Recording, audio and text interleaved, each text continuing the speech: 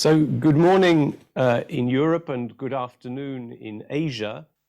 Good afternoon, and according to your time zone, a very warm welcome to the China-EU Green Economic Cooperation and Development Summit. My name is Robert Madlin, and I have the pleasure to be your moderator for the 2.5 hours of this very important seminar. This summit is organized by the Bank of China, by the Luxembourg Stock Exchange, and by the China Chamber of Commerce to the EU.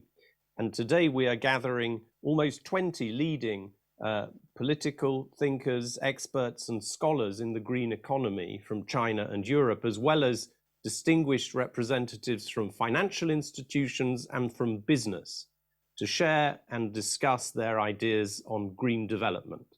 And this event has a special significance, which I think should make us all proud to be here present at the creation. At the end of our event, we will formally launch a Green Action Initiative to support the efforts of China and the European Union in shaping the future of the planet and opening this initiative to wider support from enterprise and finance. So it's my great pleasure to move to the first of 3 introductory steps before the formal launch, and that is a series of 6 keynote presentations. And it's a personal privilege for me as a former European official to introduce first Mr. Herman Van Rompuy, the founder, President Emeritus of the European Council, as well as a former Prime Minister of Belgium. Mr. Van Rompuy, you have the floor.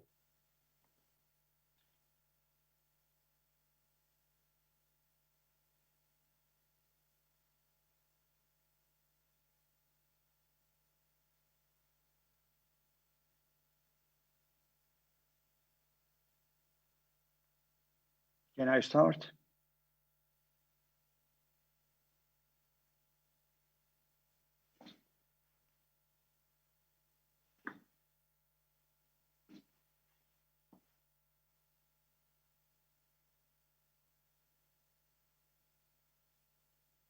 So, Mr. Van Rompuy, you have the floor. Thank you. Can you hear me clearly? Yeah, thank you. Ladies and gentlemen, in recent years, changes have been occurring at a rapid pace. Some exogenous, that means independent of policies, and some endogenous, depending on policies. And let me give you a few examples. The current multilateralism and rules-based trade that have brought great prosperity also for China after its accession to the WTO in 2001, this is increasingly being questioned. For some, globalization means deindustrialization of their country or parts of it, and new inequalities. Others argue that the rules come from another time when everyone had to undergo the law of advanced economies. Some multilateral institutions, such as the World Trade Organization, have almost ceased to function normally, and others have become controversial. This trend urgently needs to be reversed. We thought the Cold War was dead once and for all in 1989. But today, some see signs of its resurgence. There is distrust between the global actors, and there is a need today for détente, as we called it then. An exogenous development is that climate change is moving faster, much faster, than the signatories of the Paris Agreement, December 2015, had thought. Policy ambitions need to be raised.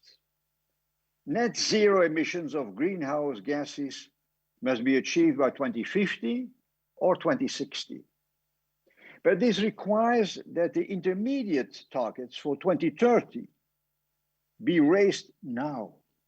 It goes without saying their targets are not enough. Implementation is now the order of the day.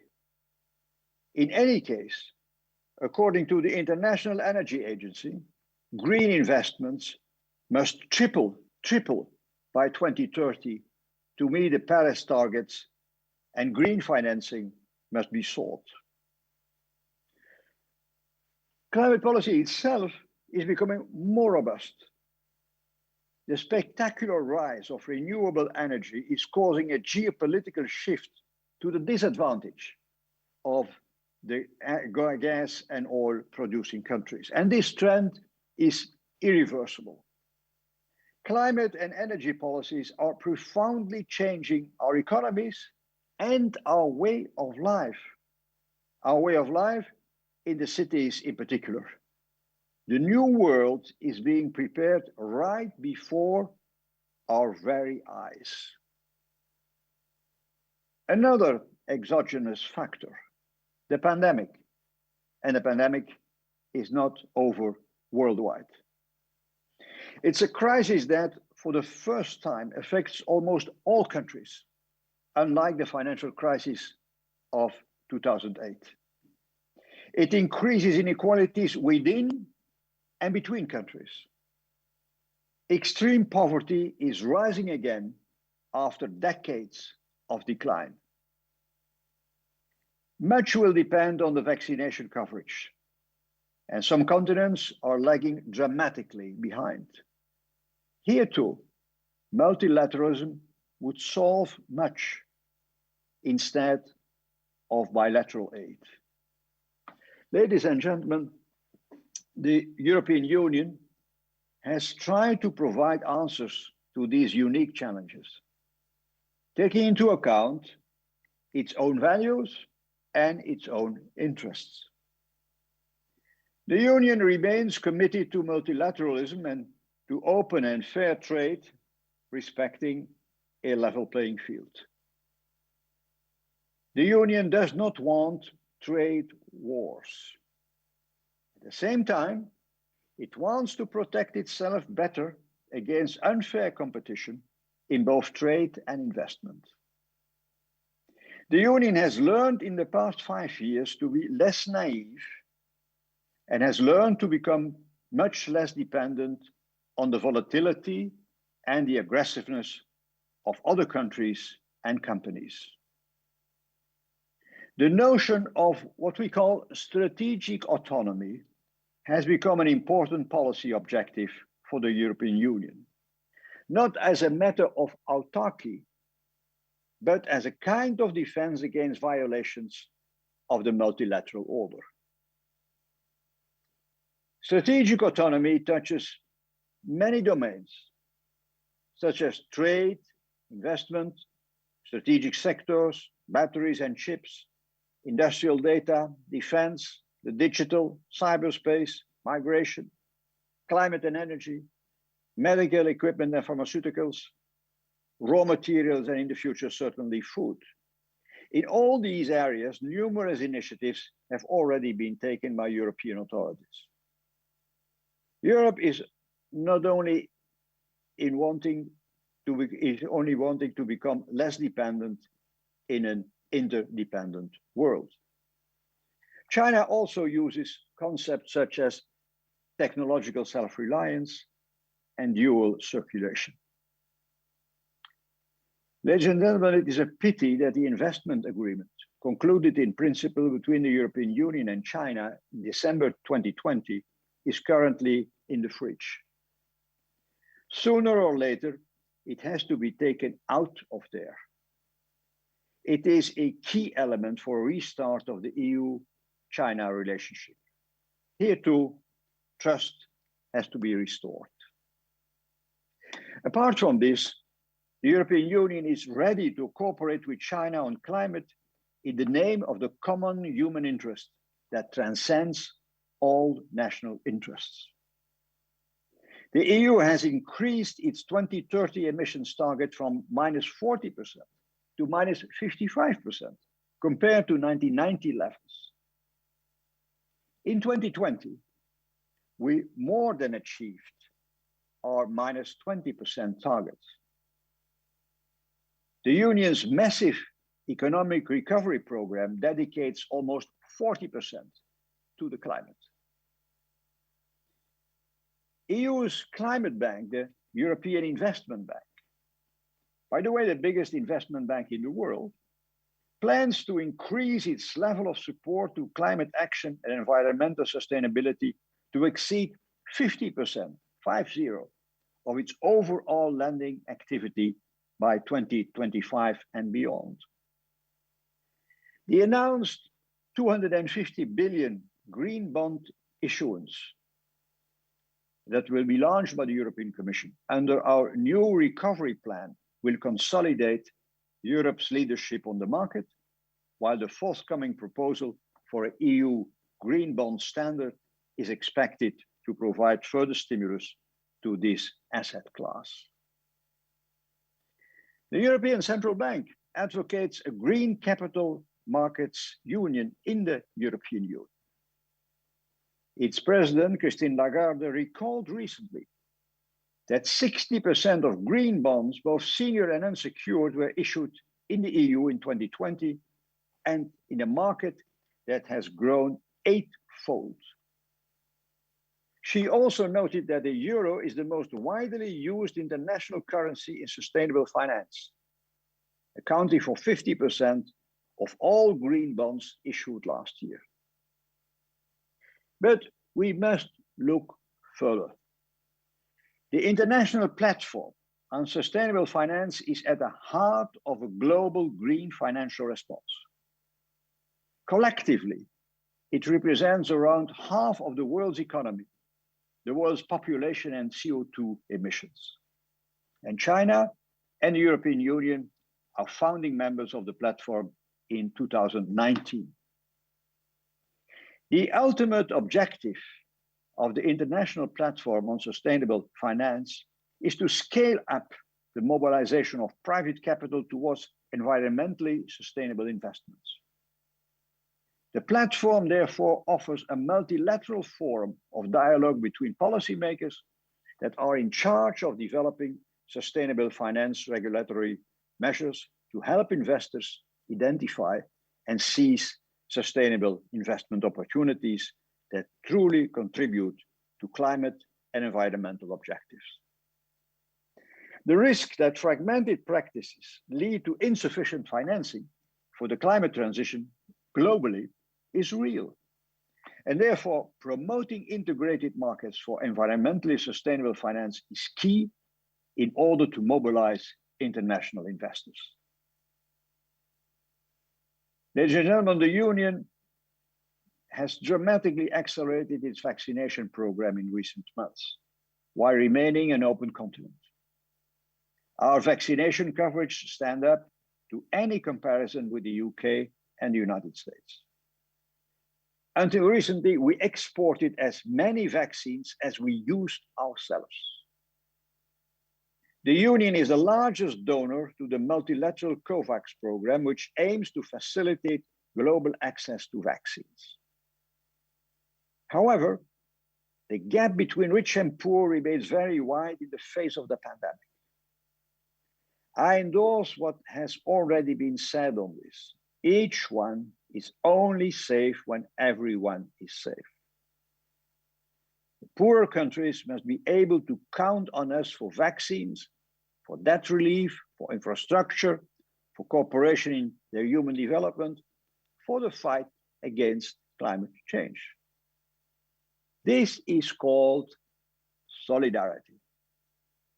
Africa remains the most vulnerable in all these areas, not least because of the demographic explosion that will take place in the next few decades, while other global players will have to cope with a dramatic fall in their population, including the number of people of working age. The European Union will honor its financial commitments made in the Paris Climate Conference to support poorer countries, which, by the way, suffer more from climate change than the more prosperous economies. The restoration of confidence worldwide also depends on the relationship between the United States and China. In this respect, I hope that the new Director General of the WTO, Ngozi Okonjo-Iweala, is right. I hope so. In a recent interview, she expresses her hope to find a solution for the trade conflict between the US and China, saying, and I'm quoting, both realize they need each other and the world. And Mrs. Ngozi adds that in her experience, all state leaders believe the WTO is important, even if they call for reforms. Until trust is restored, multilateralism based on rules respected by all will not really be restored either, or vice versa. We must learn to live with differences between countries.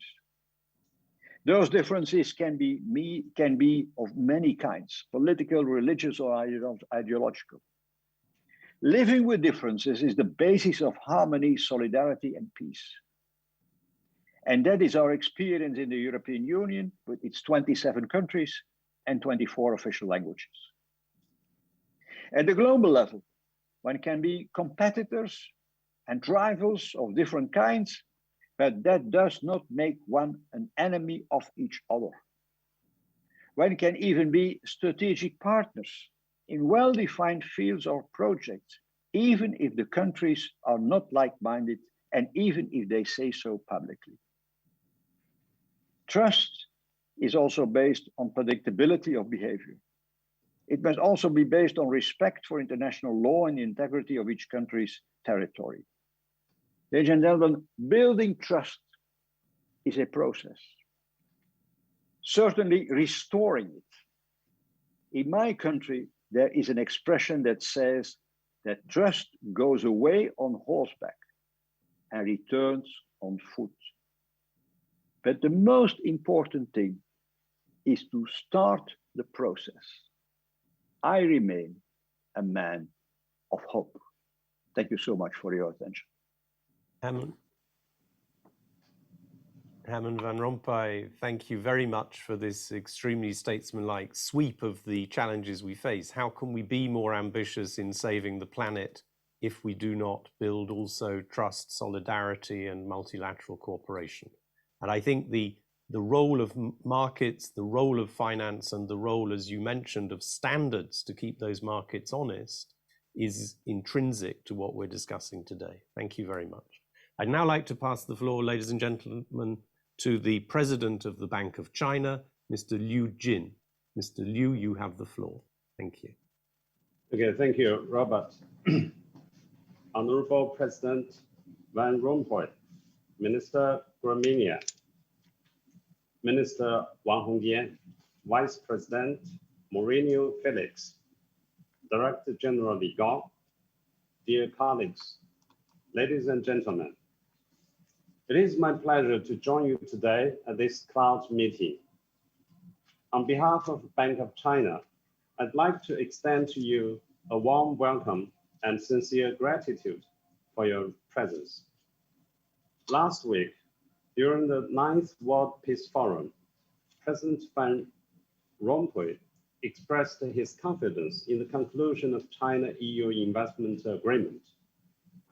And he said it again a few minutes ago, and proposed that the two sides should build up mutual trust through broader dialogues and exchanges. The insights he shared with us today further improved our confidence in China-EU relations and our cooperation on green economy. I took a bit notes. President said, talking about the pandemic, each one isn't safe until everyone is safe. He said, implementation is the order of the day. And also he said, we have to learn to live with difference of countries. Wonderful observations and insights. Thank you, President. Over the years, China and the EU have been working closely in response to climate change. The EU has a longer history and profound experience in green transition, while China boasts an enormous market with a solid industrial infrastructure. To echo the points made by President Van Rompuy on the World Peace Forum, we believe that difference among countries is not necessarily an obstacle to their cooperation, and small initiatives for regional cooperation may ultimately grow into a global movement. A robust partnership between China and the EU will help translate our complementary leverages in green economy into a promising future. In the cooperation on green economy, the financial sector will no doubt play an important role, and I believe we shall focus on three priorities in this process. First, we should provide more funding to sectors that contribute to low carbon transition. China's pledges of carbon peak by 2030 and carbon neutrality by 2060 are likely to mobilize an investment of over 100 trillion yuan into clean energy, industrial transition, and low carbon technologies, among others. By 2020, environmental protection had become a 2 trillion yuan business in China, and there's still huge potential in decarbonizing the country's energy mix. Similar in the EU. It is projected that by 2030, 55% of the bloc's electricity will be generated by wind and solar power facilities. Last year, China's total green lending was close to 12 trillion yuan, and green bond exceeded 800 billion yuan. The EU financial service providers have also funded many green projects by a variety of offerings, including loans, bond issuance, IPO, and refinancing. The huge funding demand as set above will be the job of the financial institutions of China and the EU. To better satisfy that demand, we should work more to provide both direct and indirect finance by enriching our toolkit of green finance, including loans against the collateral of environment-related rights, bond issuance earmarked for low carbon transition, green fund, even green M&A and ESG investment. Second, we should increase the connectivity between carbon markets in China and Europe. Carbon markets can help address climate change by pricing carbon emissions and directing financial resources into low carbon sectors. China has established 8 pilot carbon markets since 2013 and will soon launch a national one, hopefully one of the largest of its kind in the world. The EU has the world's earliest and full-fledged carbon trading market, where a full spectrum of derivatives based on carbon allowances, emission rights, and CERs are actively traded. By connecting the carbon markets of China and the EU, we will be able to better share experiences and expertise, thus enable us more effective resource allocation. The financial sector of both sides can be of much assistance to the connectivity of the two carbon markets. China's financial institutions have a lot to learn from their EU peers to embed more financial functions into the carbon market and introduce more carbon-themed financial products in order to increase market liquidity. Third, I think we need to join our efforts to set green finance rules for the global green governance. Climate change knows no border. To tackle climate change, we need global coordination and joint response. The EU is the main advocate for the Paris Agreement, and in 2019, it released the European Green Deal, another major move that has reinforced its role in global green governance. And we are happy to learn that a couple of days ago, the European Commission put forward a new sustainable finance strategy and released the European Green Bond Standard. China, as well, is promoting a set of international rules under the framework of the Belt and Road Initiative. The Green BRI Center was established. The Green Investment Principles for Belt and Road were proposed, and the Initiative for Belt and Road Partnership on Green Development was released. China and the EU need to work together to shape and clarify rules, standards, and methodologies of green finance in pursuit of a more effective green governance and sooner transition towards a green economy. Bank of China, our bank, has been active in the European market for a long time. The bank set up its first office outside China in London almost a century ago in 1929. Our Luxembourg branch, set up in 1979, was our first overseas branch established after the founding of the People's Republic of China. As a major bank for business and trade exchanges between China and Europe, Bank of China places green finance high on its agenda and aims to be a first choice bank for green financial services. We showed an impressive performance in green bond underwriting last year. And our green insurance, green leasing, and emission rights-backed loans maintained in leading positions. By the end of last year, the total outstanding balance of our green credit was close to 900 billion yuan, an increase of 21% over the previous year. Our commitment to green finance is also underlined through our engagement with TCFD and the Green Investment Principle for Belt and Road. Looking ahead, the bank will further contribute its due share to support China-EU cooperation on green economy and global green governance. Dear friends, as we often say, if you want to go fast, walk alone. If you want to go far, walk together. I firmly believe that with the joint efforts of both sides, China-EU green economic cooperation will advance to new levels. And together, we will take the lead in promoting a green recovery in the post-pandemic era. I wish the summit a great success. Thank you for your attention.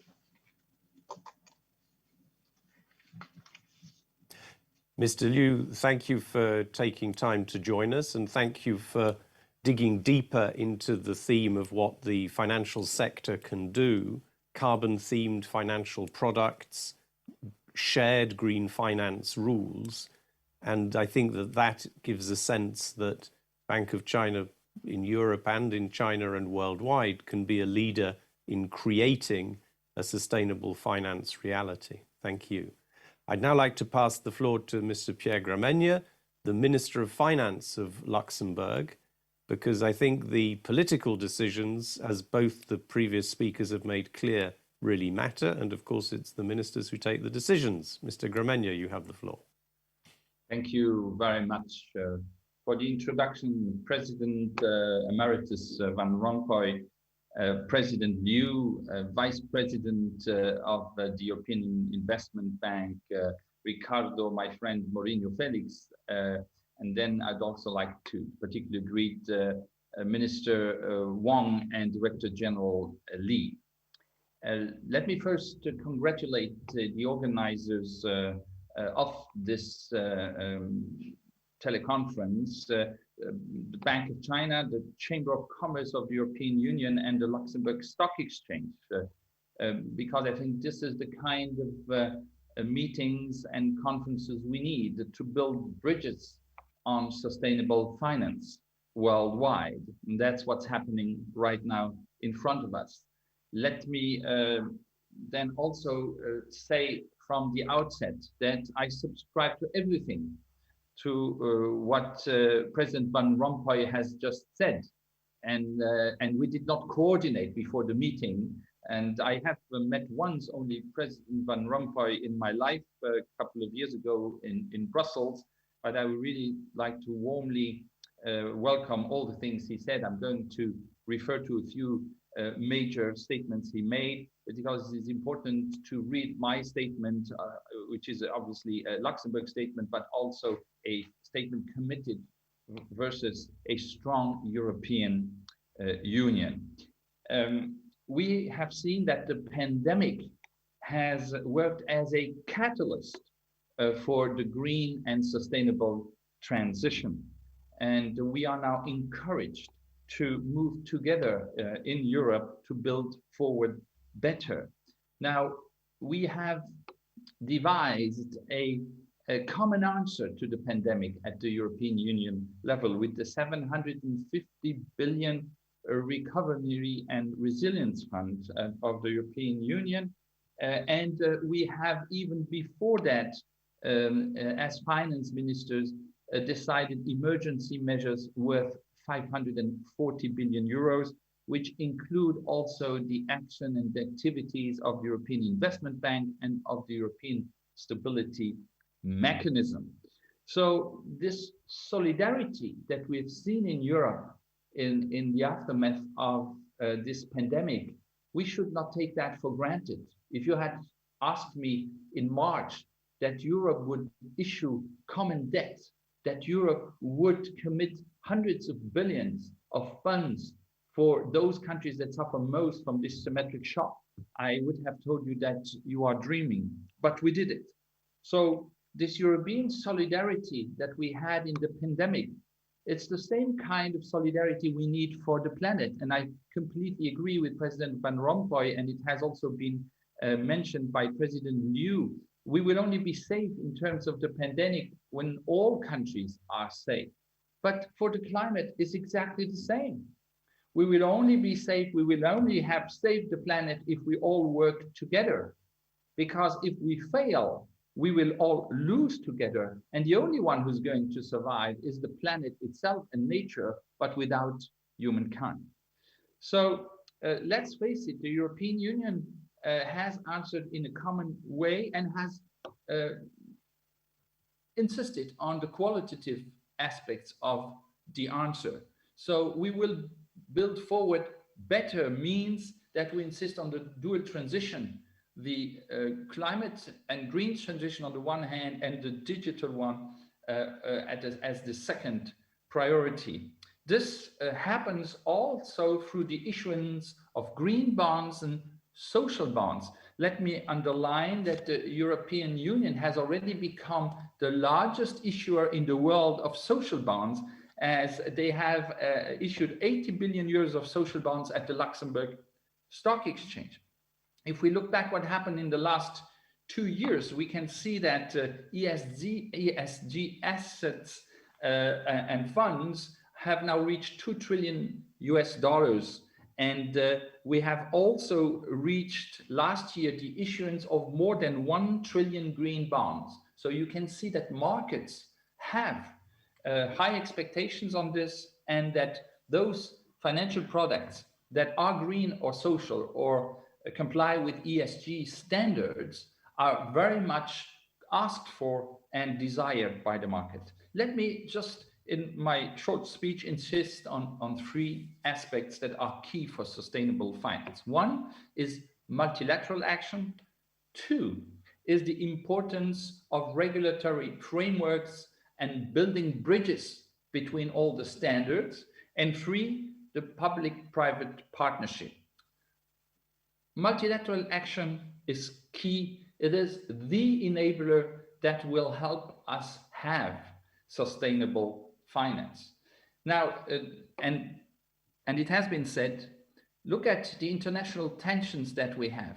There is one area where there is hope for multilateral cooperation more than in others, and I would like to underline that this is climate. Despite the antagonism between the United States and China, and also some antagonism between Europe and China. We can see that on climate change, there is a commitment. China has declared last year that they would also be carbon neutral by 2060. It is 10 years later than what is in the Paris Accord, but it is a quite remarkable ambition and shows that despite the tensions on this issue, which is then overwhelming, we will work together. And let me also underline here, like President Van Rompuy said, one way of reducing the tensions is obviously by boosting investments and trade. And therefore, I regret, like he did, that the procedure to ratify the investment agreement between the European Union and China is for the time being, as he put it, in the fridge. I hope that soon it will be taken out of that fridge. Now, Luxembourg has always been, like the European Union, a promoter of multilateralism, as does the European Investment Bank, which is the EU bank or the EU climate bank. But we're not alone there.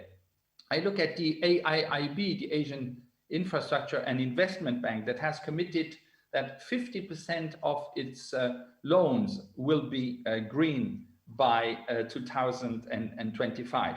The commitment, and Ricardo is definitely going more into detail on this, of the European Investment Bank goes even further than that. And I do not want to preempt what he's going to say, but I know the ambition of the European Investment Bank. So let's make sure, and that would be a kind of message I would like to launch here, that the main actors in this area, the multilateral development banks like the World Bank, the AIIB, the European Investment Bank, work together more than they do today to give a kind of a qualitative and quantitative jump to sustainable finance. Then we also underline the fact that I'm very pleased to see that Dr. Ma Jun is participating to this conference. He's a good friend of mine and a good friend of Luxembourg. He participated in 2019 to the Luxembourg Sustainable Financial Forum. And I know he has been spearheading the advances that China has made in green and sustainable finance. Now, we as Luxembourg have focused on green and sustainable finance since a long time. I would like just to say that we do that also at international level, together with the International Financial Corporation or with the Global Green Growth Institute on green bond readiness, where we do programs with different countries, including, for example, Vietnam. And then let me also highlight the cooperation that the Luxembourg Stock Exchange has set up with the Shanghai Stock Exchange since many years. Shanghai Stock Exchange, which I visited during my last visit in China, which unfortunately is too far away because of the pandemic. No travels to China have been possible. Let me now come to my second point, regulation and standards. Now, it is obvious that we need to have common rules, a kind of level playing field in terms of what is green, what is sustainable, what is ESG. And this is keen because we need to avoid two risks: the risks of greenwashing on the one hand, and the potential green assets bubbles. So, which is also called the issue of the stranded assets. So we have an issue of making sure that we have financial stability on the one hand and avoid greenwashing on the other. This is not a small challenge.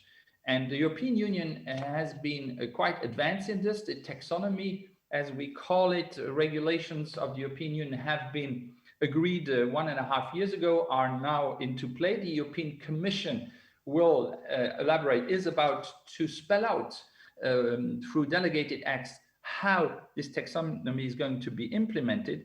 And China, let's face it, has been working on this for many years too. So one could say that China and Europe are far advanced in this area. And I hope that a conference like this one will help us bring the two frameworks close together.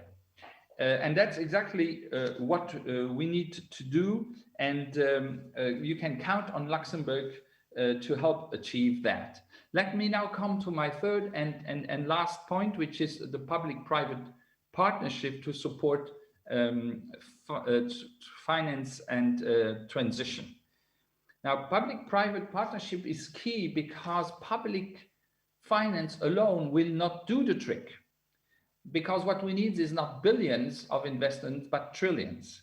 And we know that in Europe because we can have the help of the European Investment Bank to make sure that we crowd in private finance, but we need to do that at the world level. And the reason we need to do that is because there is, on top of the green transition that has been mentioned, or climate transition and the digital transition, we need to do a finance transition. I think this is the third pillar of the strategy of the European Union and of all of us, because we need to green finance and we need to finance green projects. So it's the two sides of the same coin. And we must make sure, on the one hand, that banks and financial players can ensure a smooth shift of their portfolio and reduce financial stability risks on the one hand, and we must make sure, and President Liu of Bank of China has mentioned it, make sure that banks invest more and more into green projects. Now, this is sometimes very difficult because the rules are not clear on the one hand, and because there's a lot of risk involved. And here, countries can play a role. And I'm going to give you an example of something we did in Luxembourg in 2017. We did a kind of de-risking project with the European Investment Bank by creating a climate finance platform where we take the senior risk as a country, and together with the European Investment Bank, we make investments possible that otherwise would not be bankable. And by doing that, over a period of 4 years, we've been able to leverage 3.4 billion euros in projects, whilst the tranche that we put on the table was worth 150 million euro. You so see the leverage that you can have if you have a cooperation between public and private partners.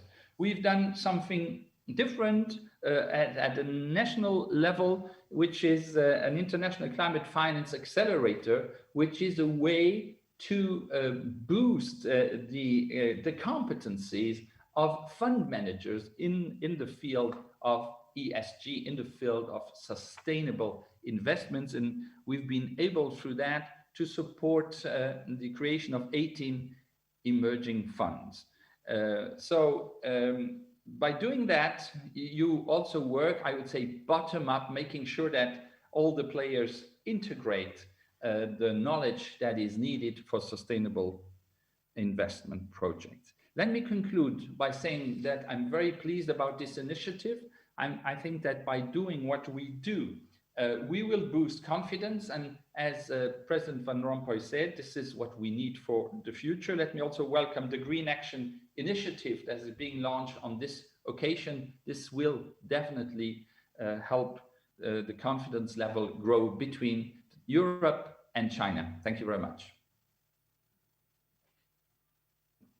Minister, thank you very much for some very eloquent, granular examples of how the political level can increase the speed of this green finance transition. And I'd now like to pass the floor to Minister Wang Hongjian of the Chinese mission to the EU in Brussels. Minister Wang. Merci, monsieur.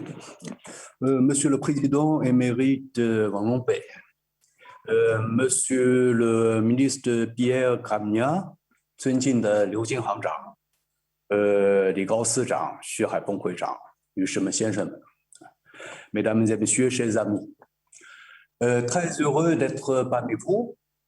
Au nom de Monsieur l'ambassadeur Zhang Ming et de la mission de Xi, un grand souhait pour le plein succès au forum.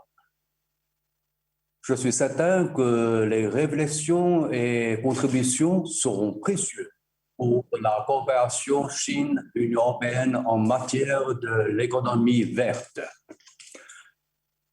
Tout à l'heure, M. Van Rompuy a dit le mot confiance. Je suis tout à fait d'accord.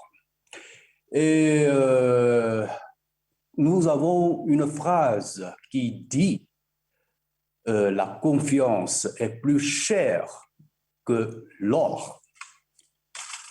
Ce mot est juste pas pour le passé, mais pour le présent et le futur. Mais je voudrais dire que la confiance, la base de la confiance, c'est le respect mutuel. Sans ce base-là, il n'y a pas de confiance. 我在这儿翻译一下，就是我完全同意刚才范龙佩先生所说的信心的问题、信任的问题。有一句话叫"信心比黄金更重要"，这句话不仅过去是正确的，现在和未来都是正确的。但是我想说的是，信心的基础是相互尊重，没有相互尊重，任何信心和信任都无从谈起。L'économie verte est un volet important de stratégie de développement de la Chine et de l'Europe. L'Union européenne est défenseur de développement vert. Elle est en avance dans l'intégration de cette notion dans les politiques économiques. La Chine, quant à elle, s'engage fermement dans le développement vert. Lors de la célébration du centenaire du PCC, le président Xi Jinping a déclaré que la Chine travaillerait à favoriser une coexistence harmonieuse entre l'homme et la nature et à rendre plus riche le peuple, plus puissant l'État et plus beau le pays. Le terme de civilisation écologique a été inscrit dans la constitution chinoise. L'année dernière, la Chine a déclaré l'objectif d'atteindre le pic des émissions de CO2 d'ici 2030 et de parvenir à la neutralité carbone d'ici 2060. Le gouvernement chinois a annoncé une série de nouveaux objectifs et mesures visant à augmenter les contributions déterminées au niveau national. Le 14e plan quinquennal et pour 2035 a fixé les objectifs. Notre idée principale est de concilier la protection de l'environnement et le développement économique et social et de réaliser la transition verte de qualité. Pour un pays de 1,4 milliard d'habitants, une telle ambition signifie un changement profond dans l'approche, le mode et les pratiques de développement. Un tel effort soit historique et significatif pour l'humanité entière. Qui dit coopération, dit ouverture d'esprit et respect et inspiration mutuelle. C'est aussi vrai pour la coopération sur le développement vert.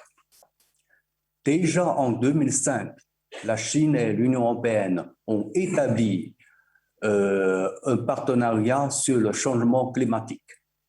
En septembre 2020, les dirigeants des deux parties ont annoncé l'établissement d'un dialogue de haut niveau sur l'environnement et le climat.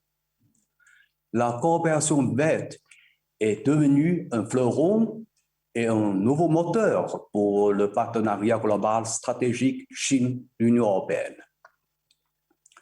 Face aux défis sérieux de COVID-19, la Chine et l'Union européenne doivent montrer leur sens de responsabilité et sur la base de la réalité respective, bien réfléchir sur les moyens de faire avancer la coopération verte substantielle.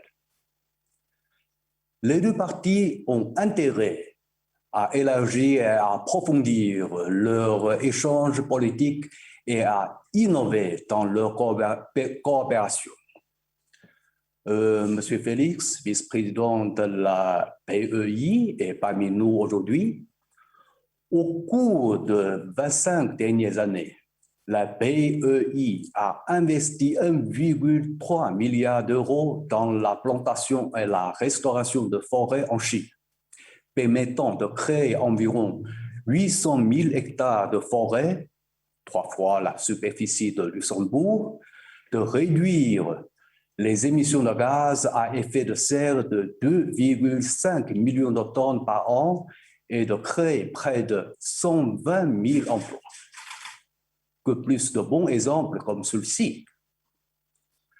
Par ailleurs, la coopération de Chine-l'Union européenne sur les normes de la finance verte, la construction du marché de carbone et l'industrie des énergies vertes ont aussi donné de bons résultats. Nous espérons voir davantage d'idées et de projets dans ce sens. La Chine et l'Union européenne doivent renforcer la coopération multilatérale et travailler ensemble à la réussite des deux importantes conférences, à savoir la COP15 sur la diversité biologique de Kunming et COP26 de Glasgow. Le succès des deux événements est essentiel pour la coopération mondiale en la matière. La Chine et l'Union européenne ont la responsabilité d'y contribuer et de contribuer aussi à la gouvernance mondiale du développement vert. C'est un processus continu, pas de modèle ou de normes universelles. Les pays en développement doivent s'acquitter de leurs obligations internationales, mais aussi trouver un bon équilibre avec la réalisation de leurs droits d'écologie et de développement selon le principe de responsabilité commune mais différenciée. La Chine est le plus grand pays en développement et l'Union européenne le plus grand groupement des pays développés. Et doivent développer des partenariats verts, explorer de nouveaux modes de coopération sur l'économie verte, favoriser une gouvernance mondiale équitable et raisonnable en la matière.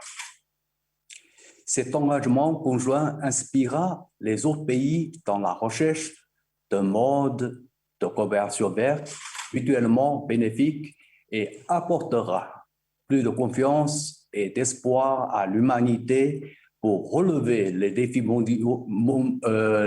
mondiaux en matière de développement vert.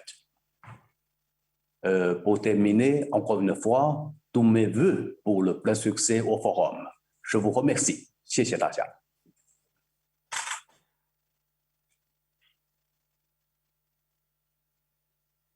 Thank you, Mr. Wang. And I think the ecological civilization to which you refer brings us back to Mr. Van Rompuy's introductory remarks about how we must live with our differences and live together in our shared goals. And I think that Europe too is trying to work out how to be an ecological civilization. Both the previous speakers, ladies and gentlemen, have referred to the European Investment Bank.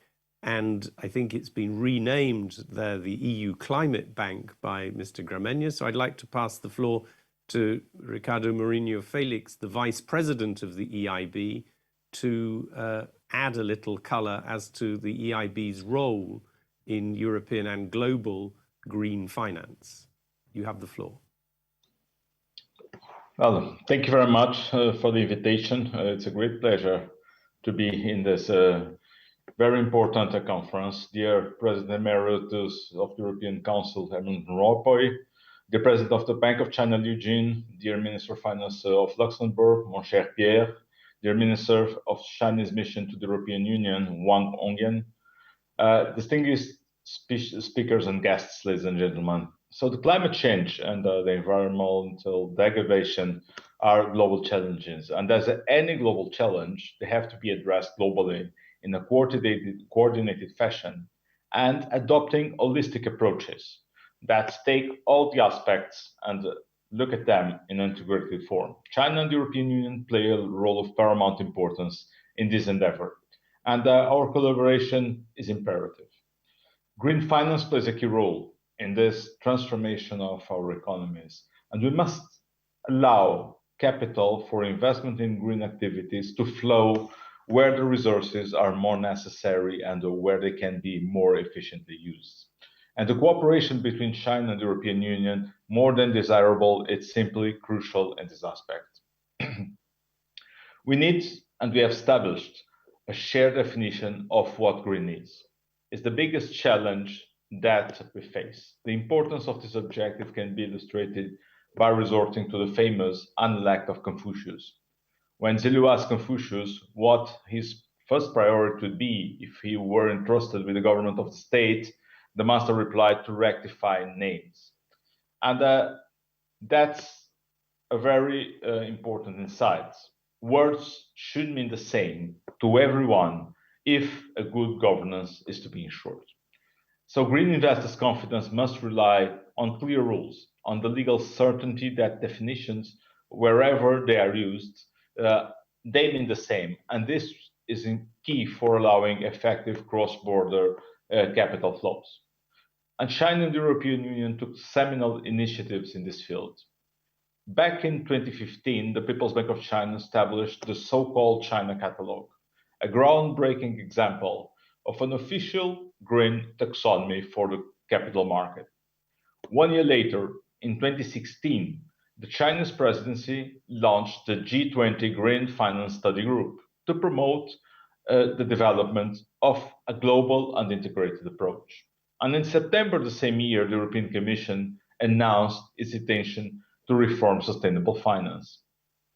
It was by then that the G20 Green Finance Synthesis Report advocated the necessity of having internationally comparable indicators for transparent mutual reference to ensure legal certainty and accountability regarding the respective circumstances, the strategies, the actions, and the plans.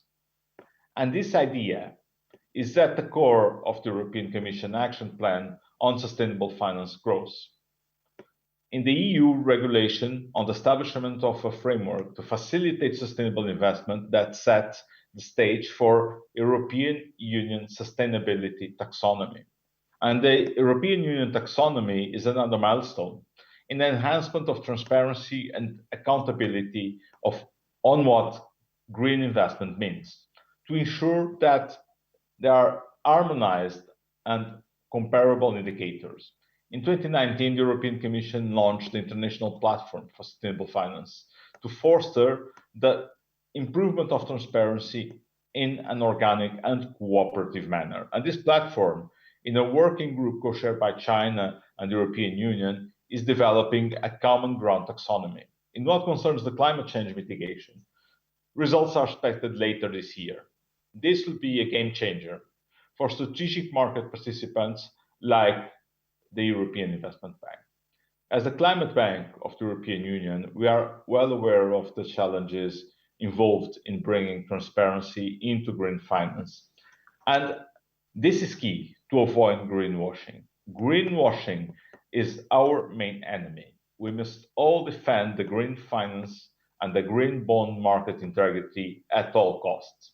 In 2007, we issued the world's first green bond, with the explicit objective of ensuring full accountability in the flow of eligible disbursements and a precise definition of eligible project categories. In 2019, we introduced our climate action definitions, and since then, we have engaged with other multilateral development banks in the development of a joint classification for a climate change mitigation finance, the so-called common principles, but also in a common framework for the harmonization of the reporting of the green bond impacts. and impact is the name of the game when it comes to climate change and taking action. In 2017, we co-authored with the China Green Finance Committee under the aegis of the People's Bank of China, with the support of Dr. Mai Yun, a white paper on the need of a common language in green finance. The aim, as well described by the People's Bank of China Vice Governor at the time, Mr. Ying Yong, was to provide basis for a future international cooperation on improving green finance definitions and standards with a view to facilitate cross-border green capital flows. The common ground taxonomy for climate change mitigation that China and the European Union are bound to establish at the end of this year will accomplish this objective. It will facilitate Chinese green issuance in Europe as well as European green issuance in China. And that's multilateralism at work in name of a global issue that we need to face together. The Climate Bank Roadmap aims to increase the green finance in our financing to at least 50% of our operations by 2025. As stated by Minister Gramegna, this goes well beyond 50% financing of our operations by green bonds addressed to climate action and sustainable finance. This includes green finance also outside the European Union. And all our new operations are aligned with the Paris Agreement since January this year. But let me tell you that we also believe that healthy oceans are just as important for global economy as for climate.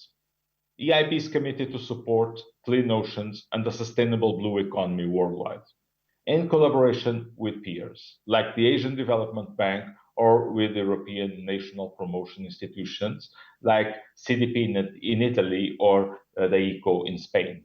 Blue economy is a key part of the green transition, and I used to say that you should remember that without enough blue, green is just yellow. So we need more blue into this green transition. Our roadmap also foresees that we will track green finance in line with the framework established by the EU taxonomy regulation. The EIB will reflect this alignment to capital markets via the issuance of climate and sustainable awareness bonds, aligned with the EU Green Bond Standard, just proposed by the European Commission in the context of its sustainable finance package disclosed this week. We will be very proud to lead the way and to be the first to use the upcoming common ground taxonomy in both lending to and funding from China. We are looking forward to continue working with China Green Finance Committee for this proposal. It is an honor, it is a pleasure, but above all, it is imperative. We owe it to our sons, to our grandsons, and to their sons too. Thank you, and Chi Chi Ni. Thank you, Mr. Mourinho Félix. And last but not least in the round of introductory keynotes, we'll hear from Mr. Li Gao, Director General of the Department of Climate Change at the Chinese Ministry of Ecology and Environment. 尊敬的范龙佩先生、刘金先生、Gramegna 先生、王洪坚先生、Felix 先生、各位来宾、女士们、先生们，大家好！很高兴受邀参加中欧绿色经济合作发展高峰论。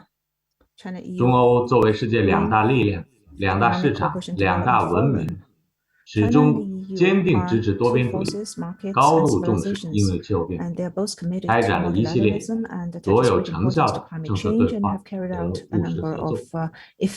本次论坛聚焦碳中和与可持续发展，对于双方进一步加强气候变化领域合作，推动经济绿色低碳发展具有重要意义。在此，我代表生态环境部应对气候变化司对论坛召开表示热烈的祝贺。气候变化是重大全球性挑战，事关人类未来和各国发展。中国始终坚定支持多边主义和巴黎协定，把应对气候变化作为自身可持续发展的内在要求，和推动构建人类命运共同体责任担当，积极承担符合自身发展阶段和国情的义务，不断为应对全球气候变化挑战贡献中国力量和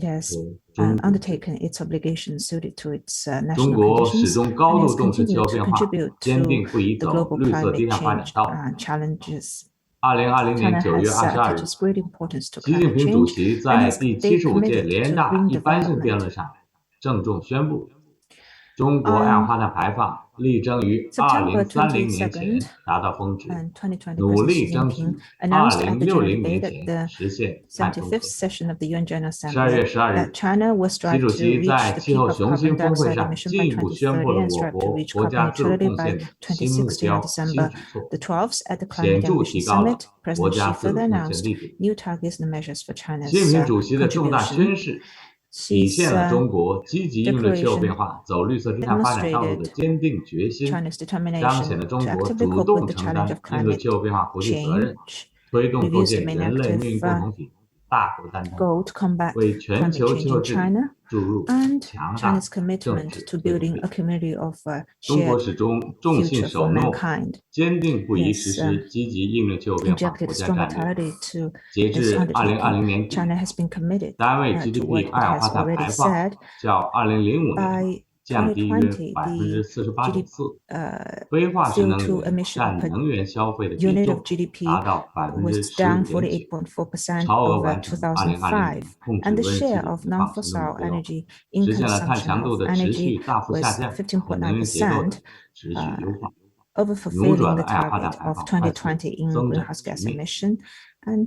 中国大力推动可再生能源发展，水电、风电、光伏发电、生物质发电装机容量均居世界首位，既促进了自身的可持续发展，也带动全球可再生能源利用成本大幅降低，为全球能源绿色低碳转型、共建清洁美丽世界做出突出贡献。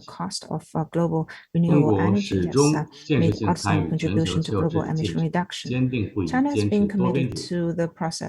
中国为达成巴黎协定做出重要贡献，是落实巴黎协定的积极推动者和践行者，将发挥积极建设性作用，与各方一道，按照巴黎协定的原则和要求，推动今年年底的格拉斯哥气候变化大会完成巴黎协定实施细则谈判，在发展中国家最为关心的事业和资金问题取得实质性进展，促进巴黎协定全面、平衡、有效实施。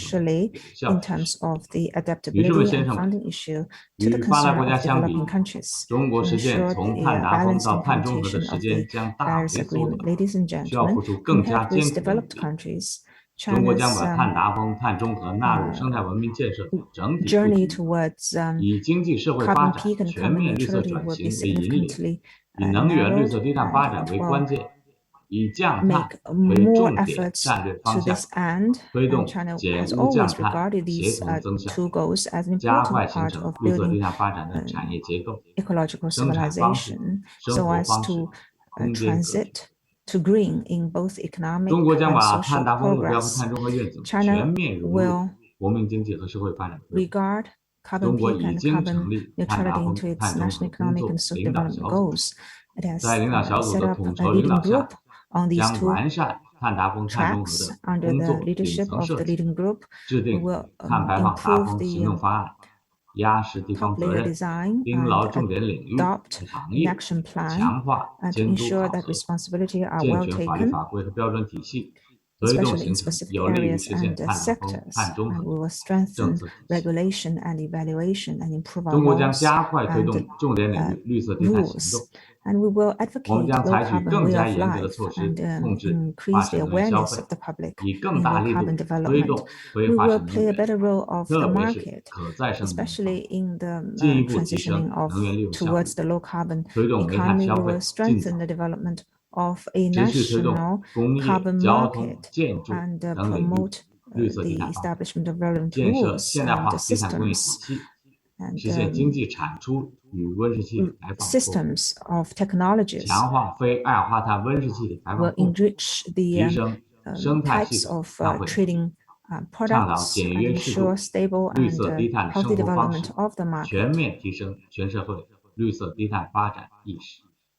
so that the 中国 entire 将 society 更好发挥市场 will 机制在二氧化碳减排和经济 ensure 低碳 the 转型中的作用。 society 我们将进一 that 步 will 加快推 have 进 a 全 low 国 carbon 碳市场 way 建 of 设， life.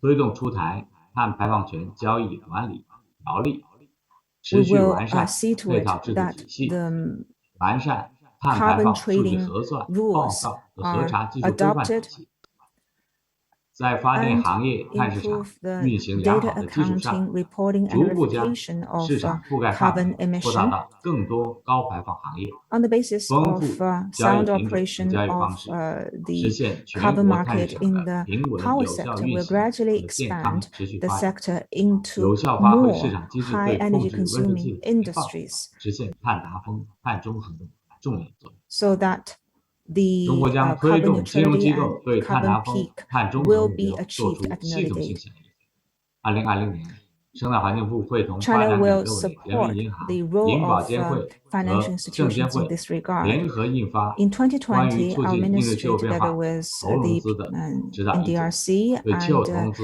工作进行了系 CSRC 统部署。 and People's 中国 Bank 绿色金融工作已 issued 取得了积极 a 成效。 decision on 中国金融主 promoting 管部门将以 the 促进实现碳达峰、碳中和为 investment 目 and 标， financing 完善绿色金 to 融体 cope with 系， climate change, and 实 we have 施 made 金融 relevant 支持 policy 绿色低碳 plannings. 发展专 We 项政策， will 设立半减支持工 adopt 具。 special 女士们、先 programs 生们， in the 中 financial 欧 sector. 在推动全球 Ladies 气 and 候治理、 gentlemen, 实现绿色 China 低碳 and 高质量 EU 发 in 展方 terms 面 of 具有 promoting 良 global 好的合作 governance 基 and 础 a low 和深 carbon 厚的合作潜力。 economy 希望双 and 方 high 进一步拓展合作， quality development, 在气 we have 候 sound 政策研 a 究、 basis for 碳 cooperation. I 市 hope 场、 that we will 低 further 碳技 expand 术、气候 cooperation in 投融资 terms of 等领域 climate 加 policy 强对话合 research, 作， carbon 将 market, 应 low 对气候 carbon 变化打造 technologies, 成为中 and 欧合作 climate 的重要 investment 支 and 柱， financing, 带动双边 so 良 that 好合 climate 作关 change 系 will 不断 become an 向前 important 发 part 展， of our 推 cooperation, 动全球经济 and 绿色低 this 碳 will 转型， drive the 为 overall 全球 relationship of both 应对气候 sides, 变化 as well 做 as 出 the 积 global 极 low 贡献。 carbon 最后，预祝论 economy 坛 and green 圆满 economy 成功。 transition, 谢谢 so 大 that 家。 we can make joint contribution to the global climate change and development. Thank you all. Thank you very much. So this closes our first keynote session. And now we have 3 expert commentaries on what is at stake, 2 pre-recorded and 1 in person. So we move to the second session. And first up is Mr. Ma Jun, the chairman of China's National Green Finance Committee and co-chair of the G20 Sustainable Finance Working Group. Good morning, good afternoon, everyone. First of all, I'd like to thank Bank of China for inviting me to join the summit on China-EU Green Economic Cooperation and Development. It's my great honor and pleasure to be part of this very important discussion. Let me start with a few words on how China is beginning to implement its carbon neutrality goals, how our green financial system is being advanced for this agenda, and I will then give you an update on international initiatives that China has participated in, and finally, a few words on how China and EU can collaborate to advance our carbon neutrality agenda. Starting with the Chinese carbon peaking and carbon neutrality goals, since September, when our president announced the carbon neutrality objective, many sectors, many provinces, a lot of large companies and financial institutions are beginning to develop their roadmaps for implementation. For example, in the energy sector, several largest power companies announced that they would achieve 75% renewables by 2030. A few major energy companies are now contemplating carbon neutrality goals by 2050, which is 10 years before the official target for the country. Some provinces have also begun to develop their roadmap for carbon neutrality. For example, my team has helped Chongqing municipality to complete its roadmap study, and it will be published in next month. My team is now working on similar roadmaps for Nanping municipality of Fujian province, Kaihua County of Zhejiang province, and Yuhang district of Hangzhou municipality. many local governments, especially in coastal areas, demonstrated very strong enthusiasm in greening their economies and introducing new technologies for decarbonization. And many local governments are beginning to plan zero carbon communities in which all buildings, transportation facilities, and energy facilities are meeting the standards of net zero. The National Institute of Construction Science has launched a task force to develop net zero building standards in China, and I'm one of the advisors for this task force. In terms of green finance, as you know, China has developed a framework for green financial system in the past few years, which now includes taxonomies, disclosure requirements, incentives in a range of products. On the product side, we now have 13 trillion RMB worth of green loans, which is the largest number in the world. And in the past 5 years, we issued 1.3 trillion RMB worth of green bonds. In the first 3 months of this year, green bond issuance has grown 100% year on year. And we now have 700 green equity funds. But these are still not enough relative to the carbon neutrality objectives. We still need to work much harder to update and improve the green financial system. Right now, the PBOC is working on a revised version of the green finance guidelines, taking into account the requirement of carbon neutrality. And I expect 4 areas of future improvement. One is on the taxonomy side, we will need to revise some of the taxonomies to remove some of the high carbon projects. And one of the taxonomy was revised already. That's the green bond catalog, which removed the clean coal technology already. On the disclosure side, we will introduce carbon accounting to financial institutions, and they will ask financial institutions to define and report brown assets. The incentives will need to be strengthened. Before, we have some incentives to provide cheap financing through the banking system, and some local governments have introduced subsidies and guarantees for green projects. But going forward, I'm expecting a much stronger version of incentive, which will include a larger version of the relending facility and possibly adjustment to risk weights, which mean that the lower risk weights for green assets and higher risk weights for brown assets. On the product side, many innovations are now taking place, including carbon footprint related products, and the carbon markets are about to be launched nationwide, and the carbon future market is also being planned. Just a quick few words on international cooperation. I touch upon 4 areas. One is G20. As you know, China initiated its G20 Green Finance Study Group as early as 2016, and this study group lasted for 3 years. In the past 2 years, it wasn't continued, but this year, under the Italian presidency, the G20 Sustainable Finance Study Group was relaunched and now upgraded to a working group. And I have a pleasure to once again co-chair this working group, now with the co-chair from US Treasury. And this year, under the G20 Sustainable Finance Working Group, we're going to work on 4 agenda items. One is to develop a G20 Sustainable Finance Roadmap, which will guide the work of the G20 for the coming 5 years. And we'll also look at the 3 specific issues for this year, including alignment approach, which is really about taxonomies, rating methodologies, and verification approaches. And we'll also look at sustainability reporting standards. And finally, the role of MDBs in supporting the Paris Agreement. In many of these areas, we'll aim to enhance consistency, comparability of the alignment approach and the reporting standards across the globe. The second aspect I'd like to mention is NGFS, which is the central banks and the supervisor network for greening the financial system. The new effort that I'm leading under the NGFS is a study on biodiversity, together with a research network called Inspire. We're aiming to produce an interim report in the middle of this year on the impact of loss of biodiversity on financial stability.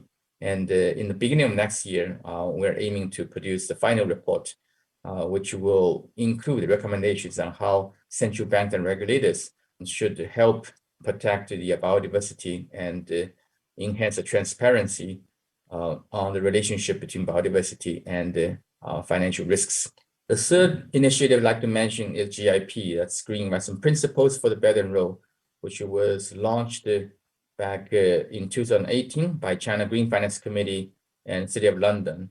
And as of now, 39 large financial institutions have joined as signatories. One of them is Luxembourg Stock Exchange, which is one of the sponsors for today's event. Under the 3 working groups, we're now helping members to improve their ability to analyze environmental climate risks and enhance transparency of the operation and improve the ability for product innovation. The final piece I'd like to mention on the international cooperation side is IPSF. Under the International Platform for Sustainable Finance, a working group was set up last year to improve the consistency of taxonomies.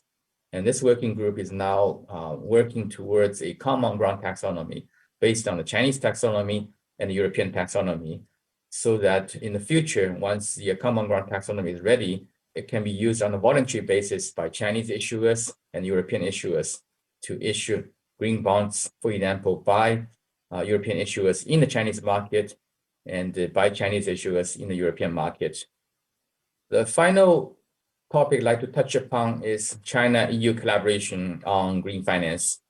I'm very pleased that the Bank of China, Luxembourg Stock Exchange, and China Chamber of Commerce to the EU are jointly organizing this summit on China-EU collaboration. I think China and EU are the 2 largest green finance markets, and they have already done some good collaborations. But going forward, given that the China and EU are highly committed to implementing the carbon neutrality pledge, there are many opportunities for further collaboration in the area of low carbon investments and green finance. For example, President Xi and the EU leaders reached a consensus on developing green partnership at the end of last year. I think we need to operationalize this strategy by developing specific programs for collaboration in sectors such as renewable energy, green building, low carbon transportation, manufacturing, decarbonization, and green finance. We can think about setting up working groups to facilitate cooperation on specific projects. In the finance area, one interesting opportunity is to package Chinese green assets, including renewable assets, into ABS. And we should arrange international credit rating agencies for these products to give them green label as well as international credit rating, so that these assets can be better accepted by European investors. These assets can be sold in the Chinese interbank market and to international investors via Bond Connect. We can also explore ways to trade these products or their synthetic products based on the Chinese underlying in the international markets, including through Luxembourg Stock Exchange. This is just one of the many possibilities, and I encourage our Chinese and European financial sector specialists to develop more innovative ideas in this area. Let me conclude now by thanking the organizers once again for inviting me to join this discussion, and I wish the summit a great success. Thank you.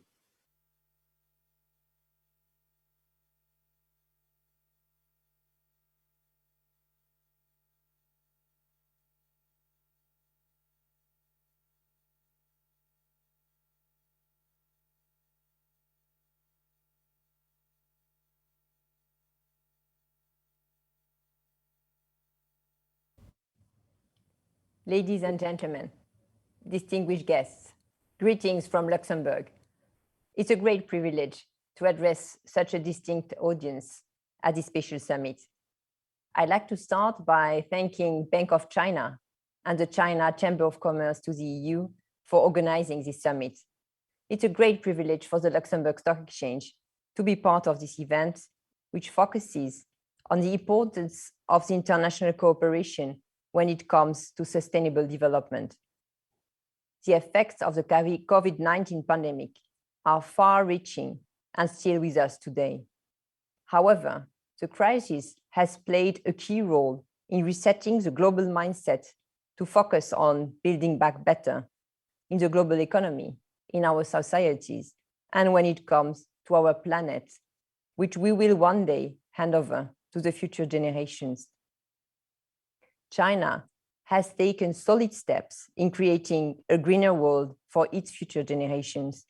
One example is the Green Investment Principles for the Belt and Road Initiative for financial institutions and corporations investing and operating in the region, with the China Green Finance Committee chaired by Dr. Ma Jun, launched in November 2018.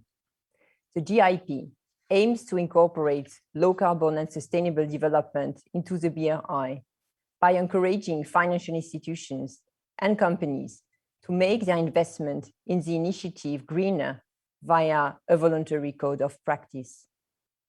If we are to reach the global goals and curb climate change, we need to mobilize massive amounts of capital and channel these capital flows into investment projects that support sustainable development, which the GIP has aimed to do since 2018. Finance needs to be part of the solution to our global challenges. At the Luxembourg Stock Exchange, we are fully committed to playing a key role in building bridges between China's financial markets and international investors.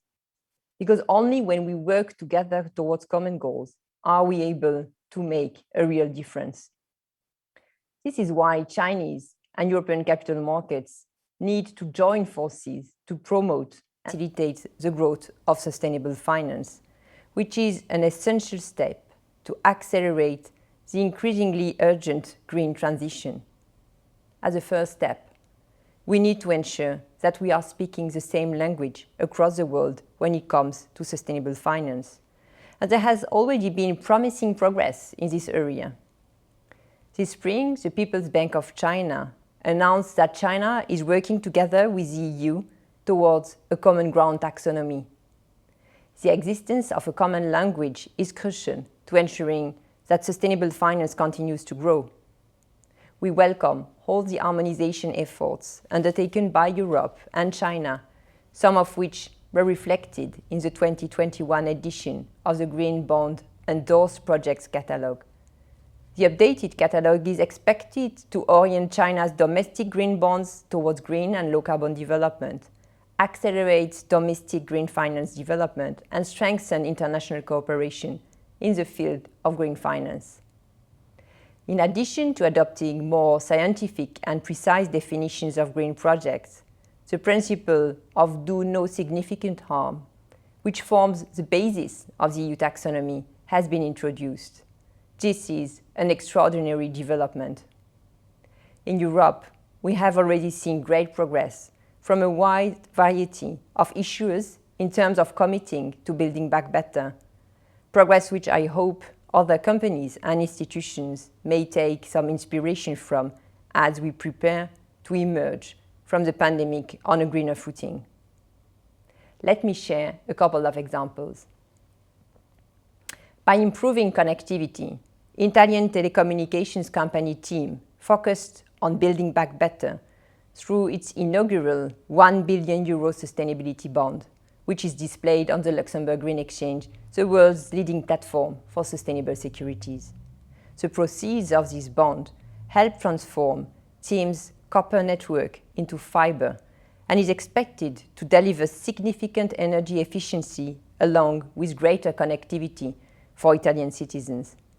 The pandemic and the lockdown measures that followed demonstrated just how important digital connectivity is for our societies, enabling education, business activities, and a new form of services.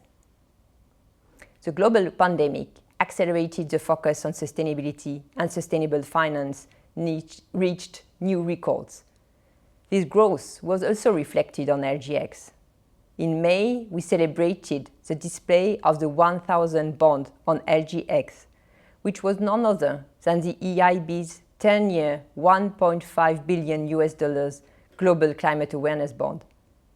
EIB issued the world's first green bond in 2007 and has now pledged to dedicate more than 50% of new annual financing to green investment by 2025 and track such investment in line with the framework established by the EU taxonomy regulation. EIB, also known as the EU's Climate Bank, is one of the world's first supporters of climate action.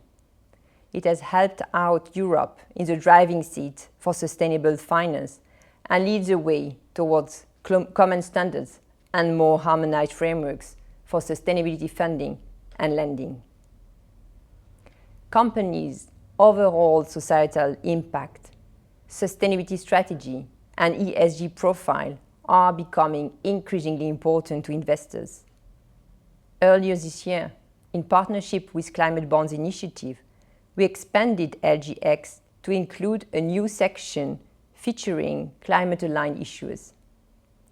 This section highlights companies that generate at least 75% of their revenues from climate-aligned business activities after a detailed screening and analysis of their lines of business, revenue streams, and outstanding debt.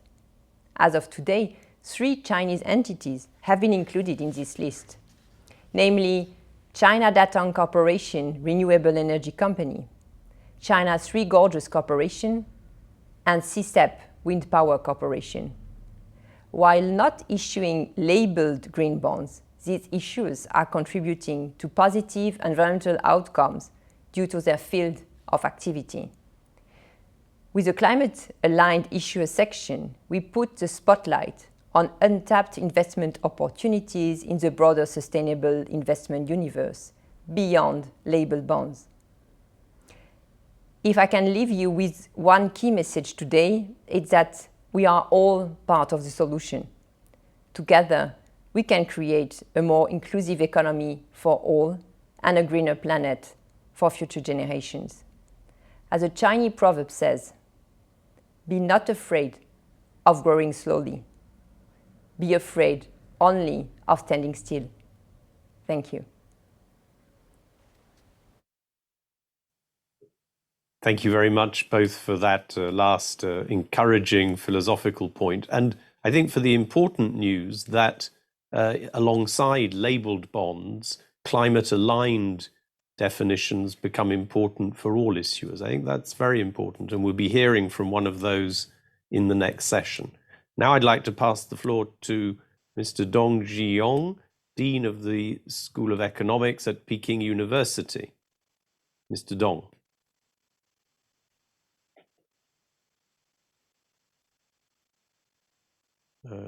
嘉宾大家好，今天很荣幸受中国银行。 Good morning, good afternoon. I'm very honored to be invited by the Bank of China, the Luxembourg Stock Exchange, and the Chamber to share with you some thoughts on the Chinese government's initiatives to respond to climate change and strengthen cooperation with the EU. Firstly, the government is actively implementing the strategy to respond to climate change. We know that climate change is a serious threat. Human activities are causing increasing carbon emissions and cause extreme weather events like hurricanes and cause great economic loss. What's more, it causes glacial retreats, the rise of sea level, and affect human health, biodiversity, and food production. So we have to achieve the target of carbon neutrality. More and more governments are doing so. China is an important party to the Paris Agreement and has been actively implementing the strategies to address climate change, adjusting the industrial structure, and increasing the measures. Since the 18th Party Congress, we have achieved great progress, effectively controlling the rapid growth of carbon dioxide emissions. The reduced carbon emissions intensity in 2019 was reduced by 48.1% compared with 2005. It has also honored its commitments in controlling the proportion of non-fossil energy and the forest area in advance. President Xi in on September 22nd proposed that China would reach peak by 2030 and achieve carbon neutrality by 2060, and emphasizes that we have to reach the two targets. This has become a focus for China in the following decades. For example, we have to establish a modern, great socialist country with democracy, civilization by 2050. Second, we are facing some challenges and opportunities. In the future, China will achieve the transition to low carbon or even zero carbon transition in the energy and the economic sectors. China is still a developing country and the world's largest emitter of carbon dioxide, accounting for 28.8% of the world's total carbon emissions, about twice as much as the US and 3 times as much as the EU. China now is still in the middle and late stage of industrialization. We need a huge amount of infrastructure. So there's still a long way for us to achieve the goal of carbon neutrality and the carbon peak.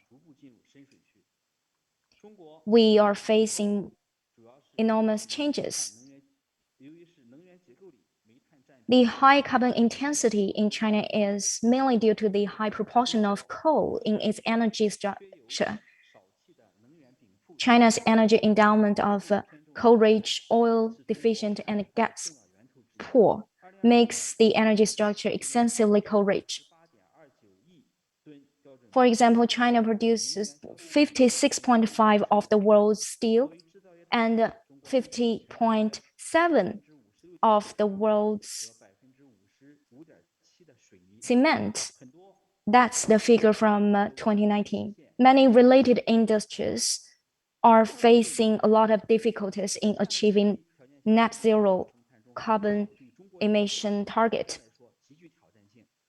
It's very challenging for China as a developing country, although it is the second largest economy. Well, its per capita income is quite low. So it's very challenging, especially when China is accelerating its urbanization. Therefore, China has to increase its productivity in all factors and industries to achieve carbon peak and neutrality, and totally transform its economic development patterns. It means a green revolution. We have to transform the economy into green and low carbon development. What's more, there are a lot of pressure in industrialization. In the following 5 years, we'll reduce 13.5% in energy consumption per unit of GDP. In addition, facing COVID-19, we also have a lot of difficulties in energy saving. And we have to accelerate the building of a high efficiency and a low carbon industrial system.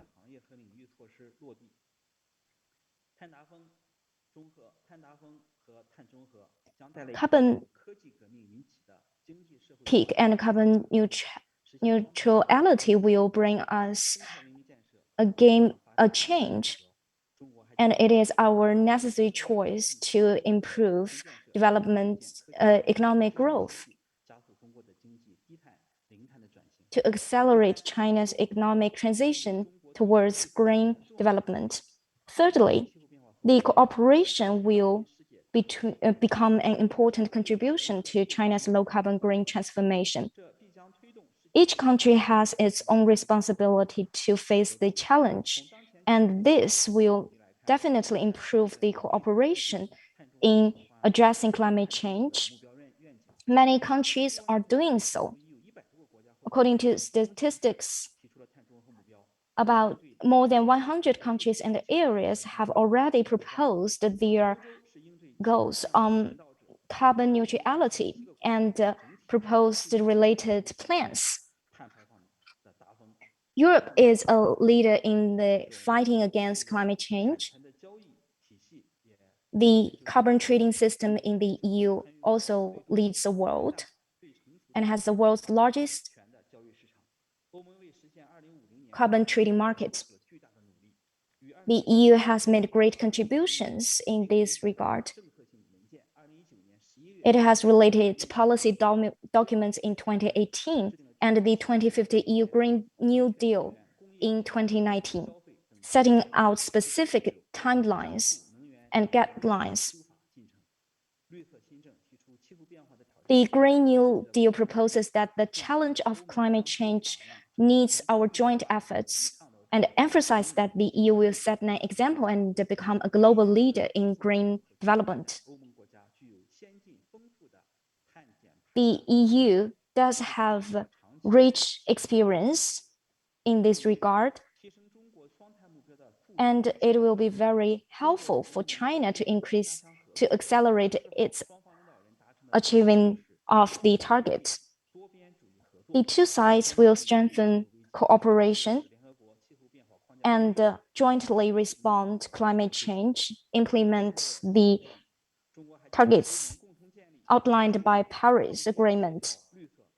What's more, China will try to work with the EU to establish a new development concept of innovation, coordination, greenness, openness, and sharing. Incentivize enterprises and cities to play their roles in green development and improve global sustainable development. Thank you. Thank you very much, and thank you for that last comment in particular, showing that cities and enterprises as well as innovators can contribute through this green finance initiative. Ladies and gentlemen, that brings us to the end of the second of the 4 sessions. We now move to a panel debate between 3 individuals who I shall introduce all at once.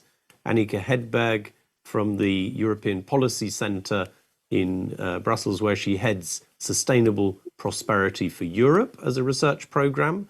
Liu Jin, Vice Director General at the Development Research Center of the China State Council, and Leonie Schreve, I hope I've pronounced your name right, the Global Head of Sustainable Finance at ING. So I'd like to start by turning to you, Annika, and in the light of what we've been talking about, tell me a bit, what is the EPC perspective? What do you think China-Europe cooperation can contribute to sustainable prosperity? Are the ideas of coordination, rule setting that have been explored so far all the answer? Is it going to work? How quickly can we get there? Thank you so much for the invitation. I'm delighted to join you here today. And I guess I could just start by saying and just reminding us of all of the urgency. We know that climate change and environmental degradation are defining challenges of our modern society. They already cost us dearly in economic and societal terms. They threaten the basis of our livelihoods and well-being. And this is the case across the globe, in the EU, in China. And as we've heard today, we really need to turn words into action if we're to mitigate and hopefully prevent the horror scenarios that the climate and wider environmental crisis could bring about. And the window for action is narrowing if we are to keep climate warming below 1.5 degrees. So I could just also share some of the developments that are happening in the EU, and then come to these considerations that are around prospects for EU-China collaboration, as there is a lot happening in the EU at the moment, and maybe it's worthwhile to share a few words on the European Green Deal, as it is in many ways guiding the thinking in the EU at the moment on how we can address the climate crisis and be smarter with the resources we have. And in many ways, the Green Deal, it sets the framework for sustainable growth, sorry, and it signals what we need, what is the direction where we need to go if we are to make our economy climate neutral, resource efficient and competitive, create conditions for businesses to succeed, and very importantly, how we can support people in the transition. And the Green Deal recognizes that we need to rethink our energy, food, mobility systems. We need to improve our production and consumption patterns, and thus create this so-called circular economy. And we're very much seeing this thinking reflected in the EU's internal policy development, as well as in how financial tools are being used. And maybe just to kind of reflect on this momentum, we see that the leaders of EU member states continue to stress that they're committed to sustainable growth that integrates the green transition and digital transformation. And this rationale for green recovery and building back better after the corona crisis is widely recognized amidst the EU heads of state and government.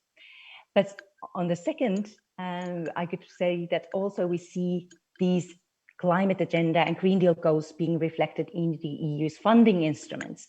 And while I tend to argue that more should be done, we see that the EU budget and this so-called Next Generation EU Fund already puts a significant amount of funding, or dedicates significant amount of the funding, namely 30% to climate-friendly projects. And this sends a very important signal internally, but also globally, that EU is taking the issue very seriously.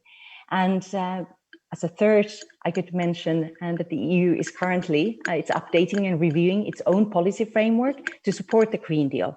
In addition to initiatives on sustainable finance, on circular economy, sustainable mobility, the European Commission will be publishing next week so-called Fit for 55 package that will aim to update the EU's climate and energy legislation so that it's in line with the EU's increased ambition of reducing greenhouse gas emissions by 55% by 2030.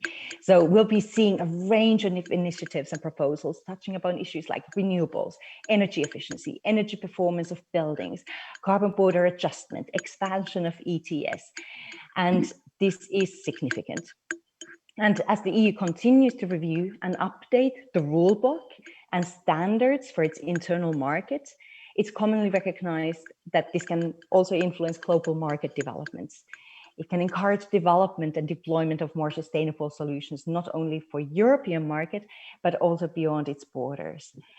And now I would like to turn into the international context, because it is essential. The EU operates in global context, in global supply chain, and it's recognized that in addition to looking at internal measures, the EU needs to do more to engage with others to bring about positive change. Be it EU's diplomatic efforts, financial support, or trade relations, the Green Deal principles and goals will definitely be reflected in the EU's external toolbox going forward. And in these efforts, when we're talking about the global context, obviously collaboration with China is a key. China as not just second largest world economy, but also as the world's largest greenhouse gas emitting country, an important trade partner for the EU, a source of new solutions, a major investor and a player in the developing world, is naturally an essential partner in addressing our joint sustainability challenges. And taking the upcoming UN Biodiversity Conference, COP15 in Kunming, together with COP26, provide important hopes for international collaboration. And maybe as I find that enhancement of biodiversity and healthy ecosystems are way too often focused on, I'll pick on this and just to say a few words on this. Healthy ecosystems are key to developing more resilient and competitive economies. They are essential for our survival, being sources of clean water, air, food, and medicine. And nature is also an essential ally in combating climate change. Healthy ecosystems, these on land or under sea, these are significant carbon sinks and such central to climate action. And this is really an area where the EU and China have a joint interest to work together to enhance efforts to restore both marine as well as terrestrial ecosystems, improve biodiversity as means to slow down climate change. And now this is really an urgent call, as the world leaders will be getting together in Kunming, getting the world leaders to agree to protect 30% of both ocean and land by 2030 would send an important signal that the game is not lost, and we recognize the value and the role of nature as an ally in climate action and source of prosperity. But there are also other areas, and I could mention the role for EU-China collaboration in greening supply chains, from material extraction to improving transparency in value chains, be it on product context, or on how products can be reused and recycled. As the EU is looking into introducing corporate due diligence rules and developing digital product passports, these could surely benefit from collaboration with China. And another area is Africa, developing world. Could not the EU and China do more to support developing countries to develop infrastructure, economies in line with the Paris Agreement and the biodiversity goals? We could use partnerships, the development cooperation to promote circular economy, biodiversity, and green transition. And as a third area, I'll mention fossil fuels. We know that addressing climate change requires putting an end to our current fossil fuel economies. So why don't China and EU, two wealthy regions with significant expertise and interest in low carbon solutions, lead the way for others to follow in transitioning away from fossil fuels in energy and mobility? And I'll finish off by reminding that what we are seeing at the moment is a race to the top. The international climate commitments provide the context. The market is growing for sustainable solutions. And really, the benefits are up for taking for those who are keen to increase their ambition and lead the way. Those that provide sustainable products and services that the world desperately needs today and tomorrow. And I would like to challenge the EU and China to show the way. It's in every nation's interest to address these intertwined climate and environmental crises, and thus ensure prospects for prosperity and well-being going forward. And it's in every nation's interest to implement the needed measures locally and collaborate across borders in climate action and environmental sustainability. Thank you very much. Thank you, Annika Hedberg, for reminding us of the increased breadth of investment opportunity that will come out of the Fit for 55 package, and also pointing to the need for China-EU cooperation, not just between us, but in also the rest of the world. If I turn now to Mr. Liu Jin, the opportunities therefore are great. In your research work on foreign economic relations for the State Council, can we seize those opportunities? Can we make them real, or will they remain rather slow developments? Mr. Liu.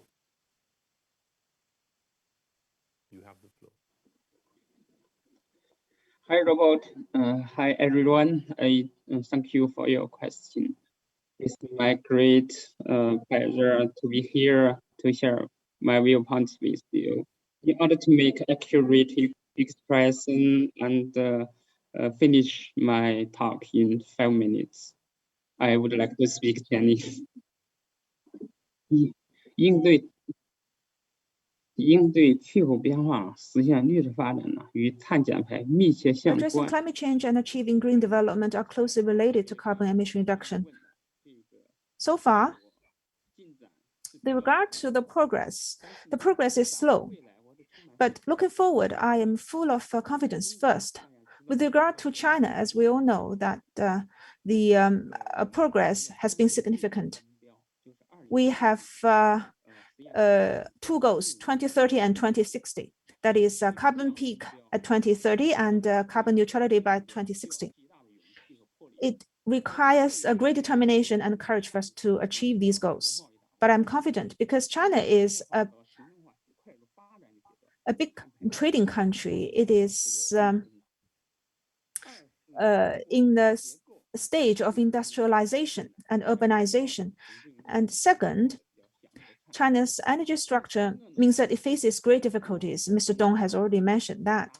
Third, the time China plans to move from carbon peak to carbon neutral is much shorter than that of major developed emitters. And a lot of countries have not reached the carbon peak.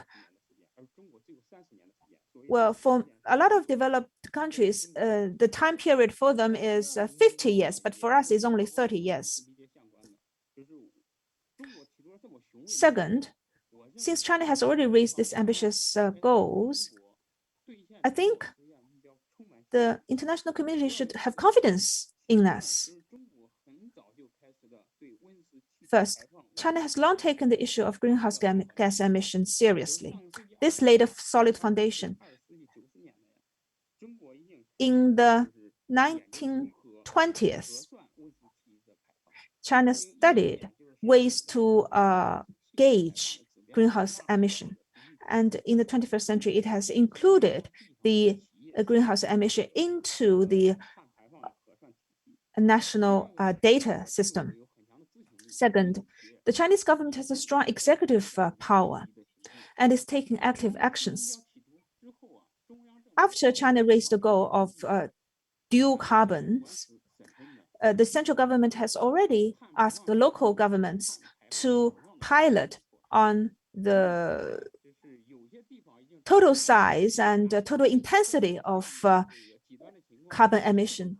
In some provinces, power shuts have been exercised, although it is a controversial action, but it produced a lot of effect. Third, according to international experience, the per capita carbon emissions and the carbon emission intensity of post-peak countries are generally lower than those of previous peak countries. We have a lot of experience, both successful and hard-won, to share with you.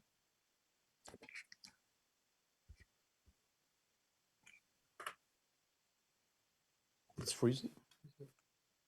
Is it me? He's still speaking. Well, my third point is related to what Annika said. That is, close cooperation between China and the EU is highly important. She said that China and the EU are natural partners.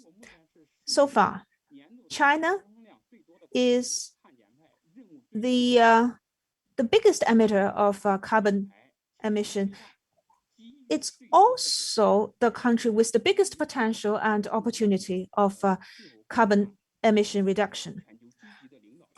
EU is a leader in efforts against climate change. In the 1980s, headed by European Union, climate change has been included into global agenda. In 2001, the world's first and largest carbon trading exchange was set up by EU. With regard to policy and systems, Europe has a lot of experience and it's leading this effort. What is more important is that the EU's strategy against climate change is stable. It's not like some other countries which have flip-flopped their policies. In building a community of shared future for mankind, I think cooperation is much needed. Anita said that we, China and the EU, have common interests. Therefore, our goal in China is to build a community of shared future for mankind. I think in this area, in climate change, our cooperation will provide a lot of opportunities for businesses. So we think we have to adopt this principle of openness. Although we have differences or different views, I think we have to shelve these differences and strengthen mutually beneficial cooperation for shared interests. It includes various levels of cooperation. And it already said that, especially in Europe, in Africa, and in third country, I believe that close cooperation between China and the EU will produce a lot of business opportunities so that everyone can see a promising future of this cooperation, and this will encourage the participation of more countries into this endeavor. So going back to your question, I think if China and EU cooperates, then we should be fully confident in the prospects of our action against climate change. Thank you very much for your question. Thank you. And last in this short panel. Thank you. And last in this short panel, I'd like to turn to Leonie Schrijver at ING. You've heard a lot about new investment opportunities, new elements of shared language around green bonds, green finance, linking the markets across the world. What role is ING playing in this at the moment? Yeah, no, a very good question. And also thank you very much for the invitation to be here today with you. Indeed, ING has been quite at the forefront when it comes to sustainable finance. So in 2013, we were one of the first international mainstream banks that really said sustainable business is better business. If we want to future-proof our own portfolio, but also help our clients to be resilient in the future, we will really need to put sustainability at the core of our commercial strategy. So by doing that, we've built quite a successful commercial branch within the bank, focusing on green bonds, green lending, green equity, and a whole variety of products that we offer to our clients, and really teaming up to make sure that we can, on the one hand, accelerate their investments in specific green activities, but also be there as the trusted advisor in a transition process that our clients are going through. And I think the latter part is also very important when you look at the whole collaboration. If you look at the regulations that are upcoming, this is not something that just one bank alone can do or one party alone. We need to have governments, we need to have standard setters, we need to have our clients, we need to have the financial sector, all to team up and to really move the sustainability agenda further. Because also, as Annika said, there is an urgency, there is a clear urgency that we need to act fast. And that is also something that we recognize, but that we also see where it's very important to have this collaboration across countries, across industry players, and across the public sector. So I also very much encourage indeed the discussions that are currently ongoing with the EU setting a very strong policy, but then indeed various other countries, and China also in particular, being very proactive in taking a stance on how can we do this all together and really make this successful. So in terms of investment plans that are out there, there are significant growth opportunity. Since the start in 2013, when I just started this business line, it was really a niche still. But if you look at today's market, you really see significant growth. We've seen every year, we've seen growth in our portfolio, and already for this year, we are almost at the levels for 2020. So you see really steep growth curve there across all the different products, across all the different continents, and across all the different sectors. And that is really what's needed to really make this urgency a real thing, and that we can really make an impact there. So thank you. Can I ask, may I ask just one follow-up question, which is, we've talked about bridging between different national standards and opportunities. Finance, as you practice it, is bridging between now and the future. As a bank, how do you cope in global sustainable finance with the fact that we haven't yet got a single common global standard? Does it just diminish business? Does it increase risk? How in reality are you getting started before we catch up at the G20 or global level?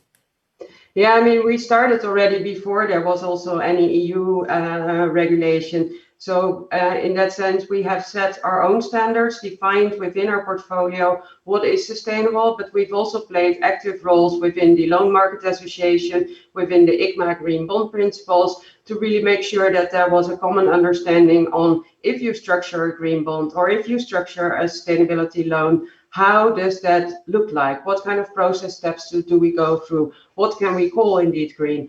And I think already now with the EU taxonomy in place, you see that even a Chinese company with activities in Europe or wanting to access investors in Europe will need to make sure that this EU taxonomy is taken into account as well. And that already makes it, to some extent, a much more global standard. But there are indeed all those different developments across countries globally, and that will be very important. I think one of the key things that will make a difference is because we see this market growing so fast, of course, there's also a lot of competition. Therefore, we together need to really make sure that we keep up the credibility of the market and therefore have very good standards in place. So I encourage really the ongoing efforts on standard setting, with hoping, of course, that there will be a unified standard across the globe. So, ladies and gentlemen, as we hear, we are crossing the river feeling with our feet for the rocks. And I would like now to pass to the 4 speakers from the enterprise side. These are early supporters of the initiative we launched today, and they are green finance entrepreneurs in their own right. Again, I'll introduce the panel as a group. Ms. Vera Pinto Pereira from Electricity Portugal, EDP. Mr. Herrero Ruiz Ignacio, the Vice President of Three Gorges Europe. Mr. Isbrand Ho, BYD Auto in Europe. And Mr. Bernard Kemper, the CEO of EEW Energy from Waste. So, ladies and gentlemen, I would like to ask you in this order to speak to what you've heard this morning and the initiative that we're launching. And I'd like to start with Ms. Pinto Pereira. So hello to all, and thank you for the opportunity to participate in this distinguished event. We are in fact facing unprecedented times with an emergency to act at all levels of at a global scale.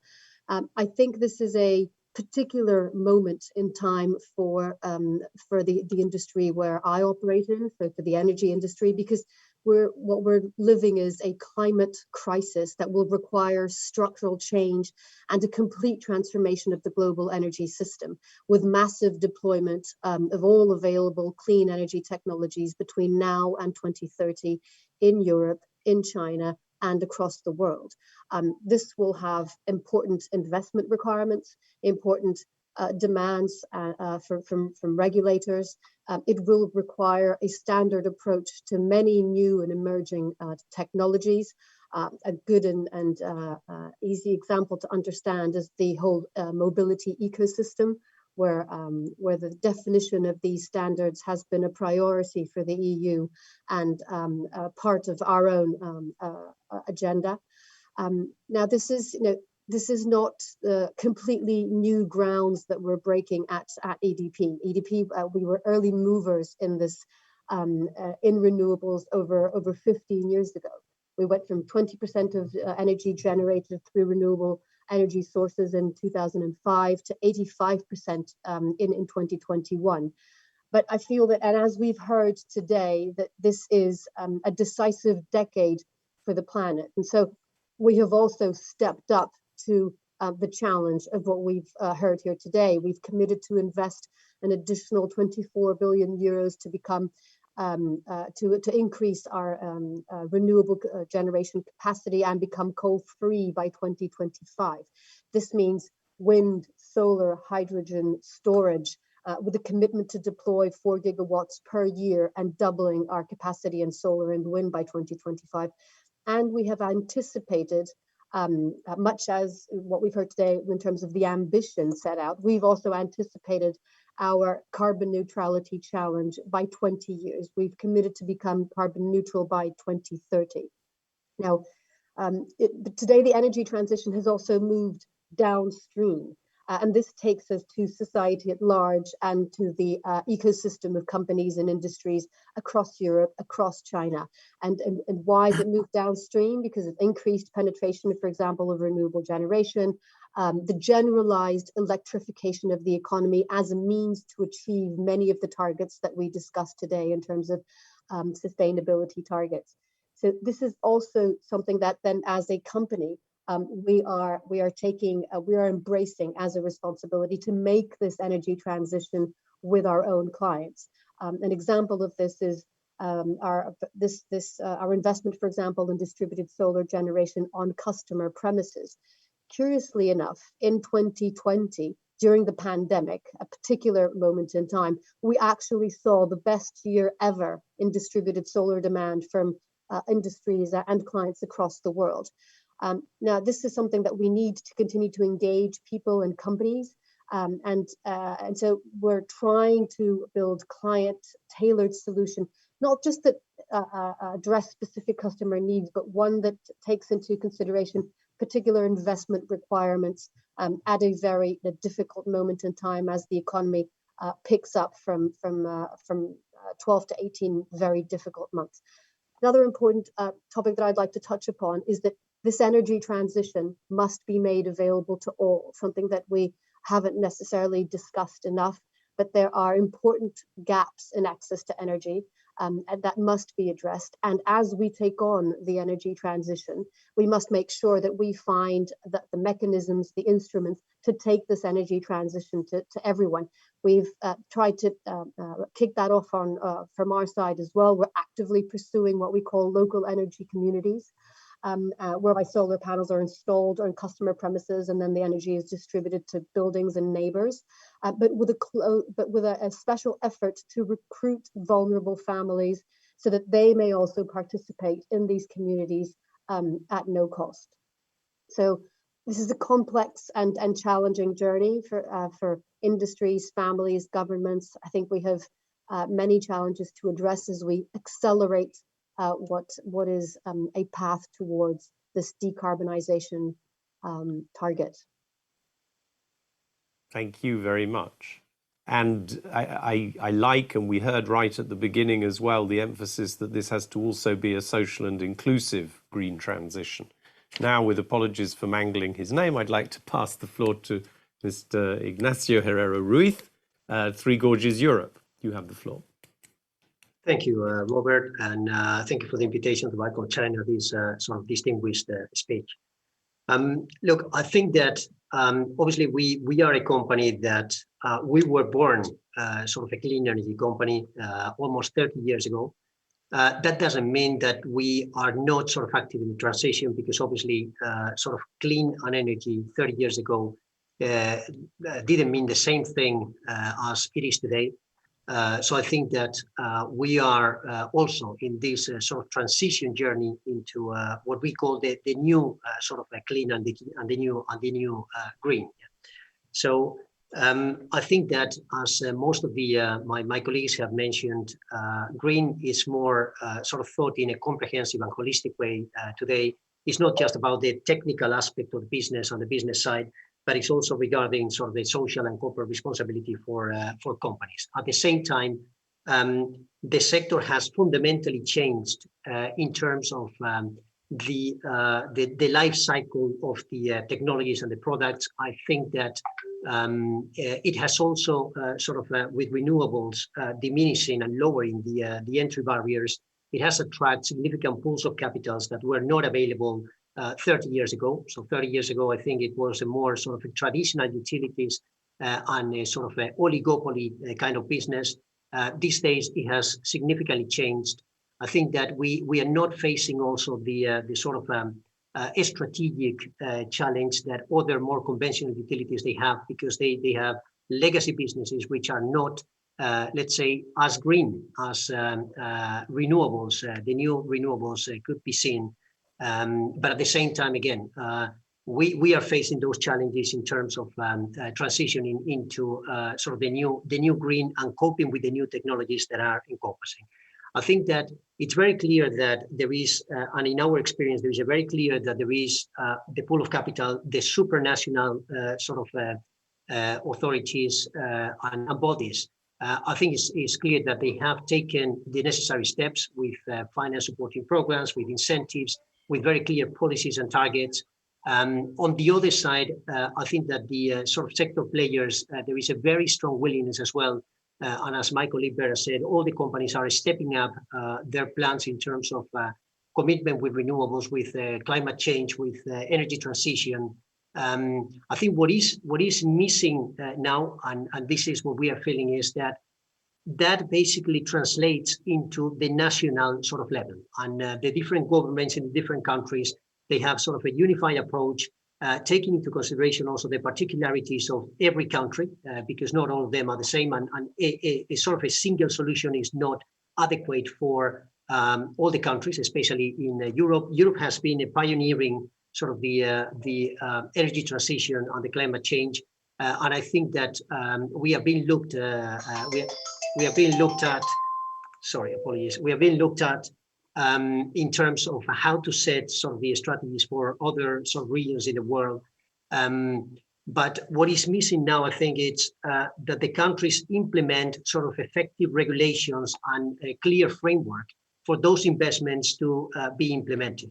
I think that is very important, especially with regards to the new technologies, so hydrogen, storage, hybridization, that will make sort of renewables, which are already competitive with sort of more conventional generation sources, but will make them even more competitive and more complementary with sort of the customer needs. Yeah? So I think that is one. The second one is probably in terms of the financing, the public financing. It's clear that there is support for this, but I think that on the private side, sort of the financial institutions are still looking in a sort of a traditional and conventional way into the sector, into the energy sector, financing sort of a low risk profile assets and having a preference for financing low risk profile assets. We still have to see that once renewables move into a sort of a more conventional type of merchant basis, that this private capital is also willing to finance with similar level of aggressiveness sort of the merchant assets, and not just looking at the very sort of predictable and long-term cash flow generation sources. Yeah? So I think that these are probably the two pieces which are missing in order to have a significant boost in terms of the climate change, energy transition, and definitely renewables basically taking over in the generation mix. Thank you very much. And I think that last point, I mean, hydrogen, yes, but I think the last point is really crucial, and it speaks directly to this green finance theme. When can it become an accessible market for private and even retail investment? People are beginning to understand that green is good even for my investments, but it's not yet accessible to a retail investor. So there's an as yet unexploited potential there. Now I'd like to pass the floor to Mr. Ho, BYD Europe. Every time a diesel bus wakes me up, I long for more success for your sector. Mr. Ho. Thank you, Robert. Thank you very, very much for your very encouraging comment. Good morning, everybody. Thank you for the opportunity speaking with you today. BYD actually stands for Build Your Dreams, and I hope I can build your dream, Robert. Our mission is to help people realizing their dream for a better life using the technology that's available to us. And also this is our shared technological innovation. We are aiming all the time to forge partnership. I think this is becoming very important. We aim to build a continuous and comprehensive zero emission new energy solution and also environment. We are truly building towards carbon neutrality. Now, the Green Action Initiative, it represents a fascinating opportunity to strengthen the ties between the two nations, China and EU, sharing ideas and new technologies. BYD is delighted to play an important and supportive role in this. I think together we can make bold strides towards a greener and more sustainable future. Now, starting with energy farming, that's a collection part, and storage, we're developing a number of viable solutions to address the world's over-dependency on fossil fuels. Adoption of new energy technology is really the better way to improving air quality and utilizing the resources responsibly and sustainably. Now, BYD Europe, it was already established in Rotterdam, the Netherlands, as early as 1998, and is the first BYD overseas subsidiary. We provide to our European customers with our e-technology vehicle, namely e-bus that you mentioned, Robert, electric forklifts, and most recently e-trucks, and also electric passenger cars. BYD is more than a vehicle manufacturer. we are a pioneer in rechargeable battery technology, solar panels, energy storage system, rail transit, and other new energy products, as well as providing related after-sales services for these new technologies that's available to us. We are the first and only automotive manufacturer to master complete electric drive systems, batteries, electric motors, and electronic powertrain control systems. We provide truly a total solutions for our B2B and B2C customers.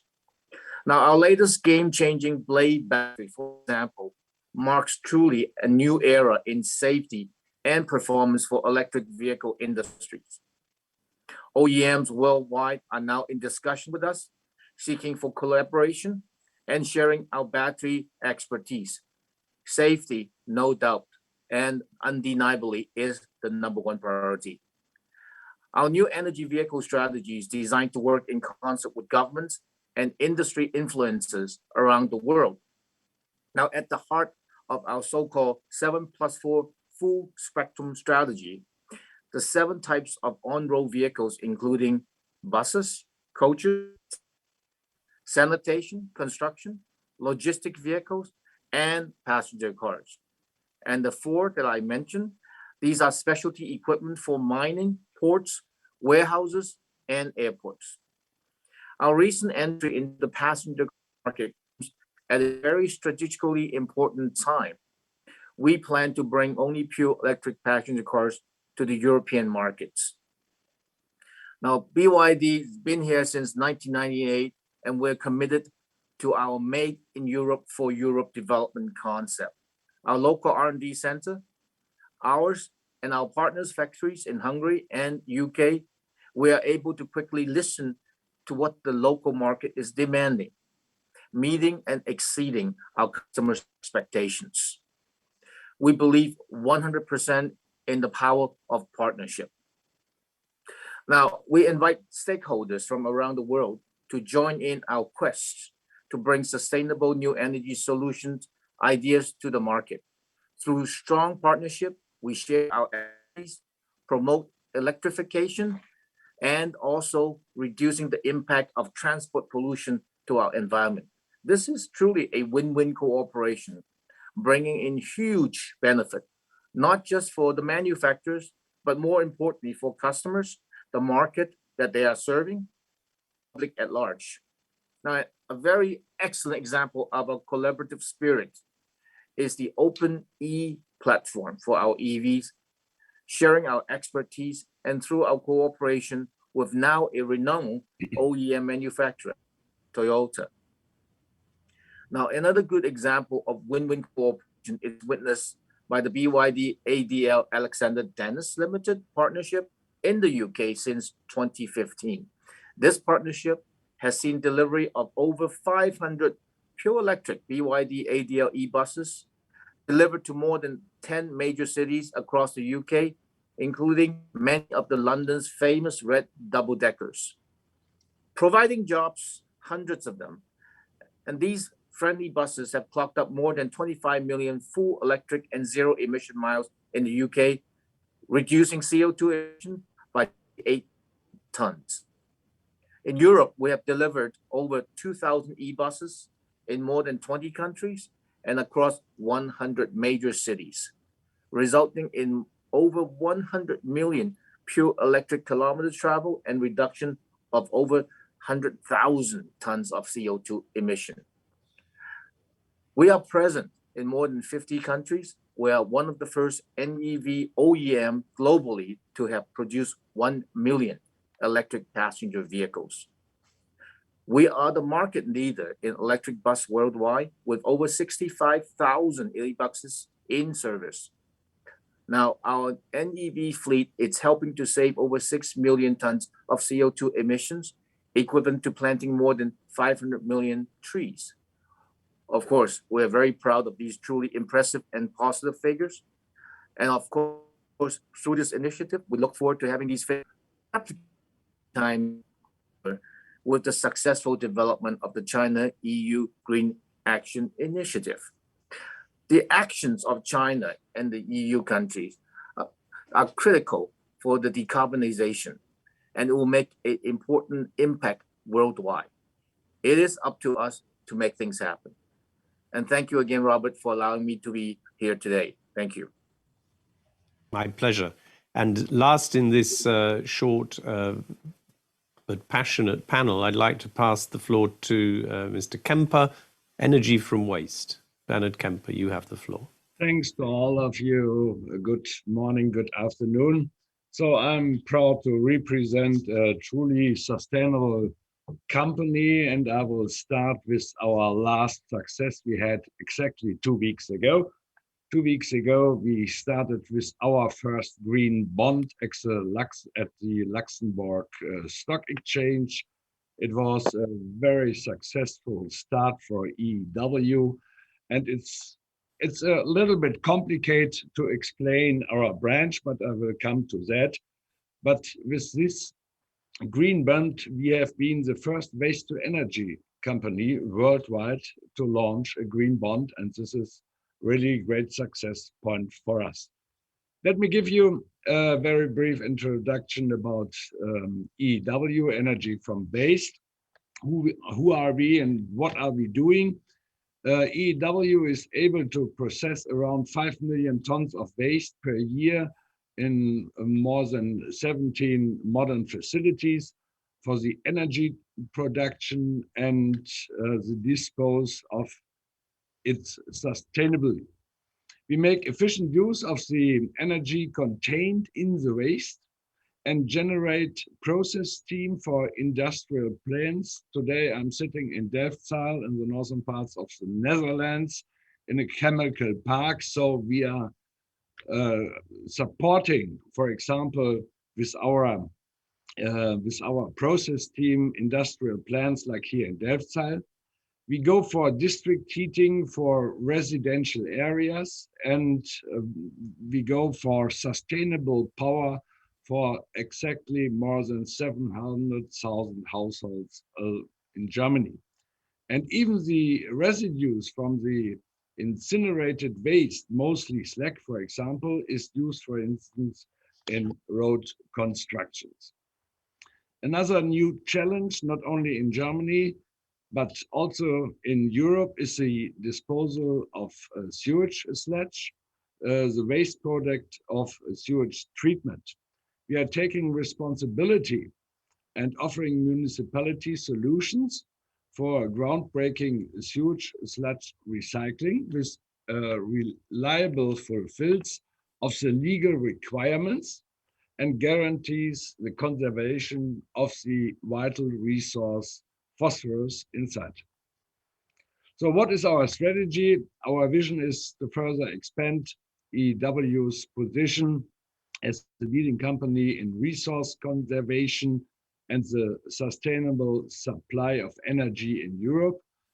And as an indispensable part of the circular economy, we heard a lot about this today, we want to reduce climate impact and protect our environment. To serve as a guide for our actions and decisions, we developed as EEW an overarching sustainability strategy and implemented it within the company. So we have a very clear green financing framework, for example, for the using of the proceeds of the green bond.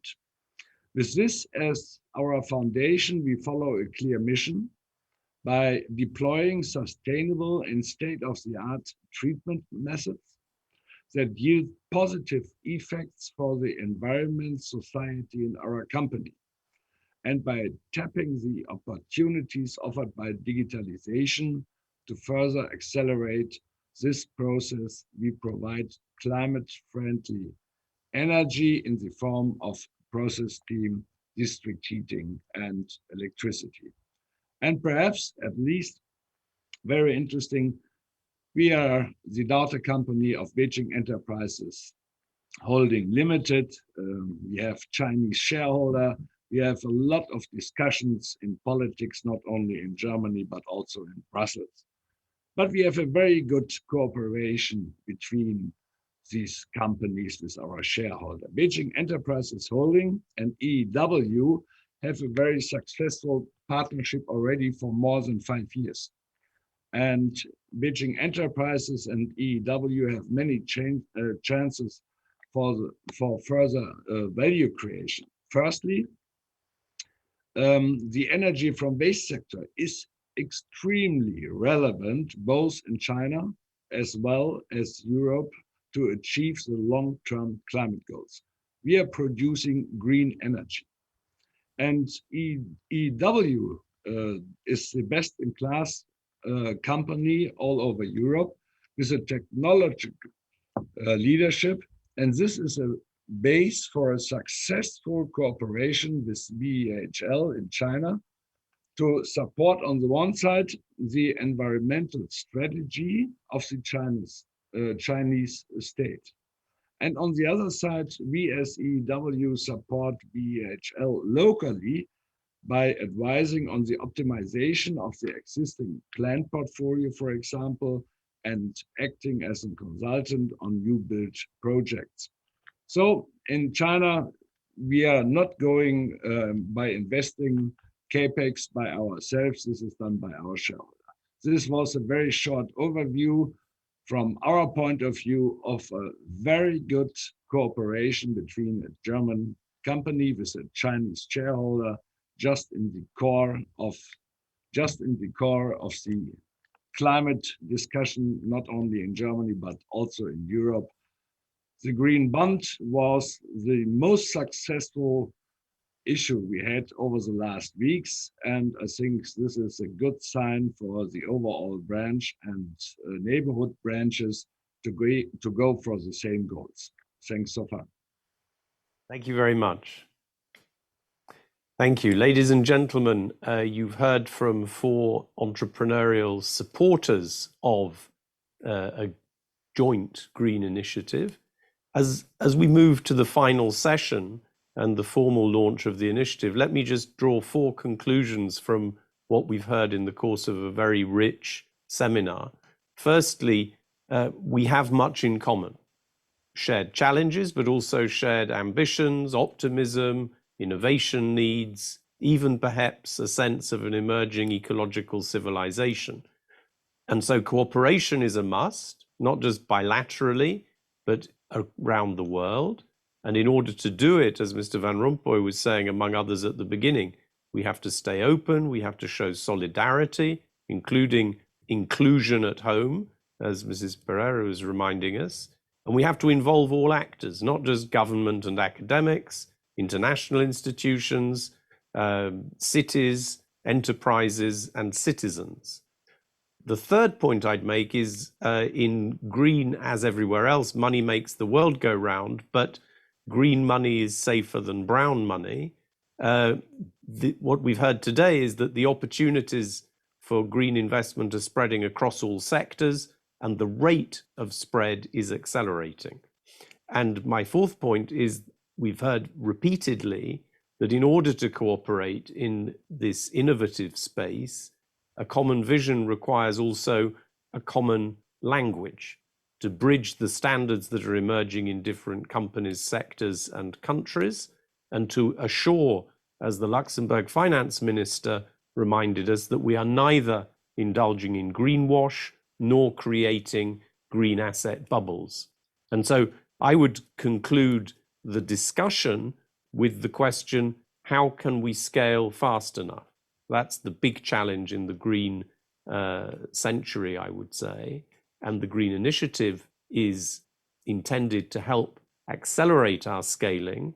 And so it's with great pleasure that I open the final session of our event, and I pass the floor to the chairman of the China Chamber of Commerce to the EU, Mr. Zhu Haifeng.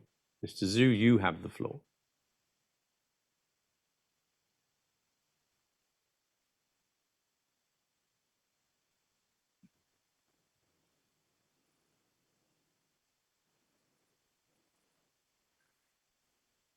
Distinguished guests, ladies and gentlemen, good morning and good afternoon. Thank you for joining us today in the China-EU's Economic Cooperation and Development Summit. I would like to thank today's speakers for their remarkable contribution on the topic of Sino-European cooperation on green and sustainable development. Now I'm very pleased to introduce the Green Action Initiative, which I believe is one of the important dimensions of our summit. Three main reasons convince me that the launch of a Green Action Initiative is a way forward for business sector to support China's and EU's commitment to green and sustainability development.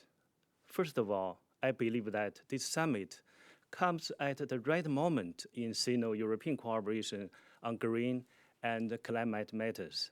In fact, as you know, in the virtual summit with French President Macron and German Chancellor Merkel on Monday, President Xi called on China and Europe to extend consensus and cooperation in order to respond to the global challenges.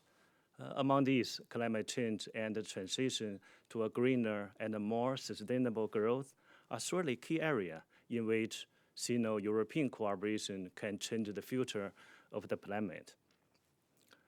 China and the EU commitment to achieve carbon neutrality in the near future highlight the growing significance of green development.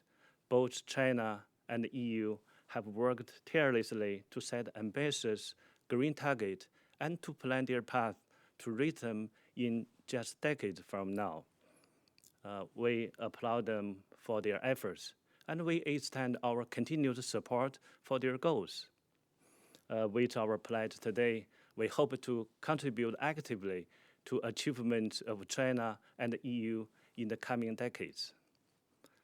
Secondly, the Green Action Initiative will have a key role in bridging the public administration and the business sector. Today's event was organized with the purpose of bringing together company representatives from the green industry and experts and scholars in the green economy from China and from Europe to discuss together on these topics. In the future, the Green Action Initiative will continue to do so in order to explore the concrete dimensions of green cooperation. Through deeper dialogue and exchanges, companies will seek to identify concrete solutions to support China-EU cooperation on green development and sustainability. Lastly, this summit and the Green Action Initiative aim to contribute to the global impact of Sino-European cooperation on green development and sustainability. It's our goal to support the efforts of China and the EU to shape the future of the planet according to the green development principles. Therefore, Chinese and European enterprises stand united in supporting the China-EU green development commitments, knowing that not only will they impact the domestic market, but they can also benefit the international community. With this in mind, our mission is to promote the summit as a platform to deepen the dialogue and share knowledge and experience on green development. Without further ado, we warmly invite all the Chinese and the European enterprises to join this Green Action Initiative and become active member of the summit. Green development and sustainability are not only a common target, but also a shared social responsibility for all sectors and industries in China and in the EU. We call on all relevant enterprises to join this summit and to subscribe to the Green Action Initiative in the conviction that this platform will contribute to green development and sustainability. Finally, I would like to thank all our esteemed guests, the organizers of the summit, and the Chinese and the European enterprises and institutions for participating in this Green Summit. Thank you.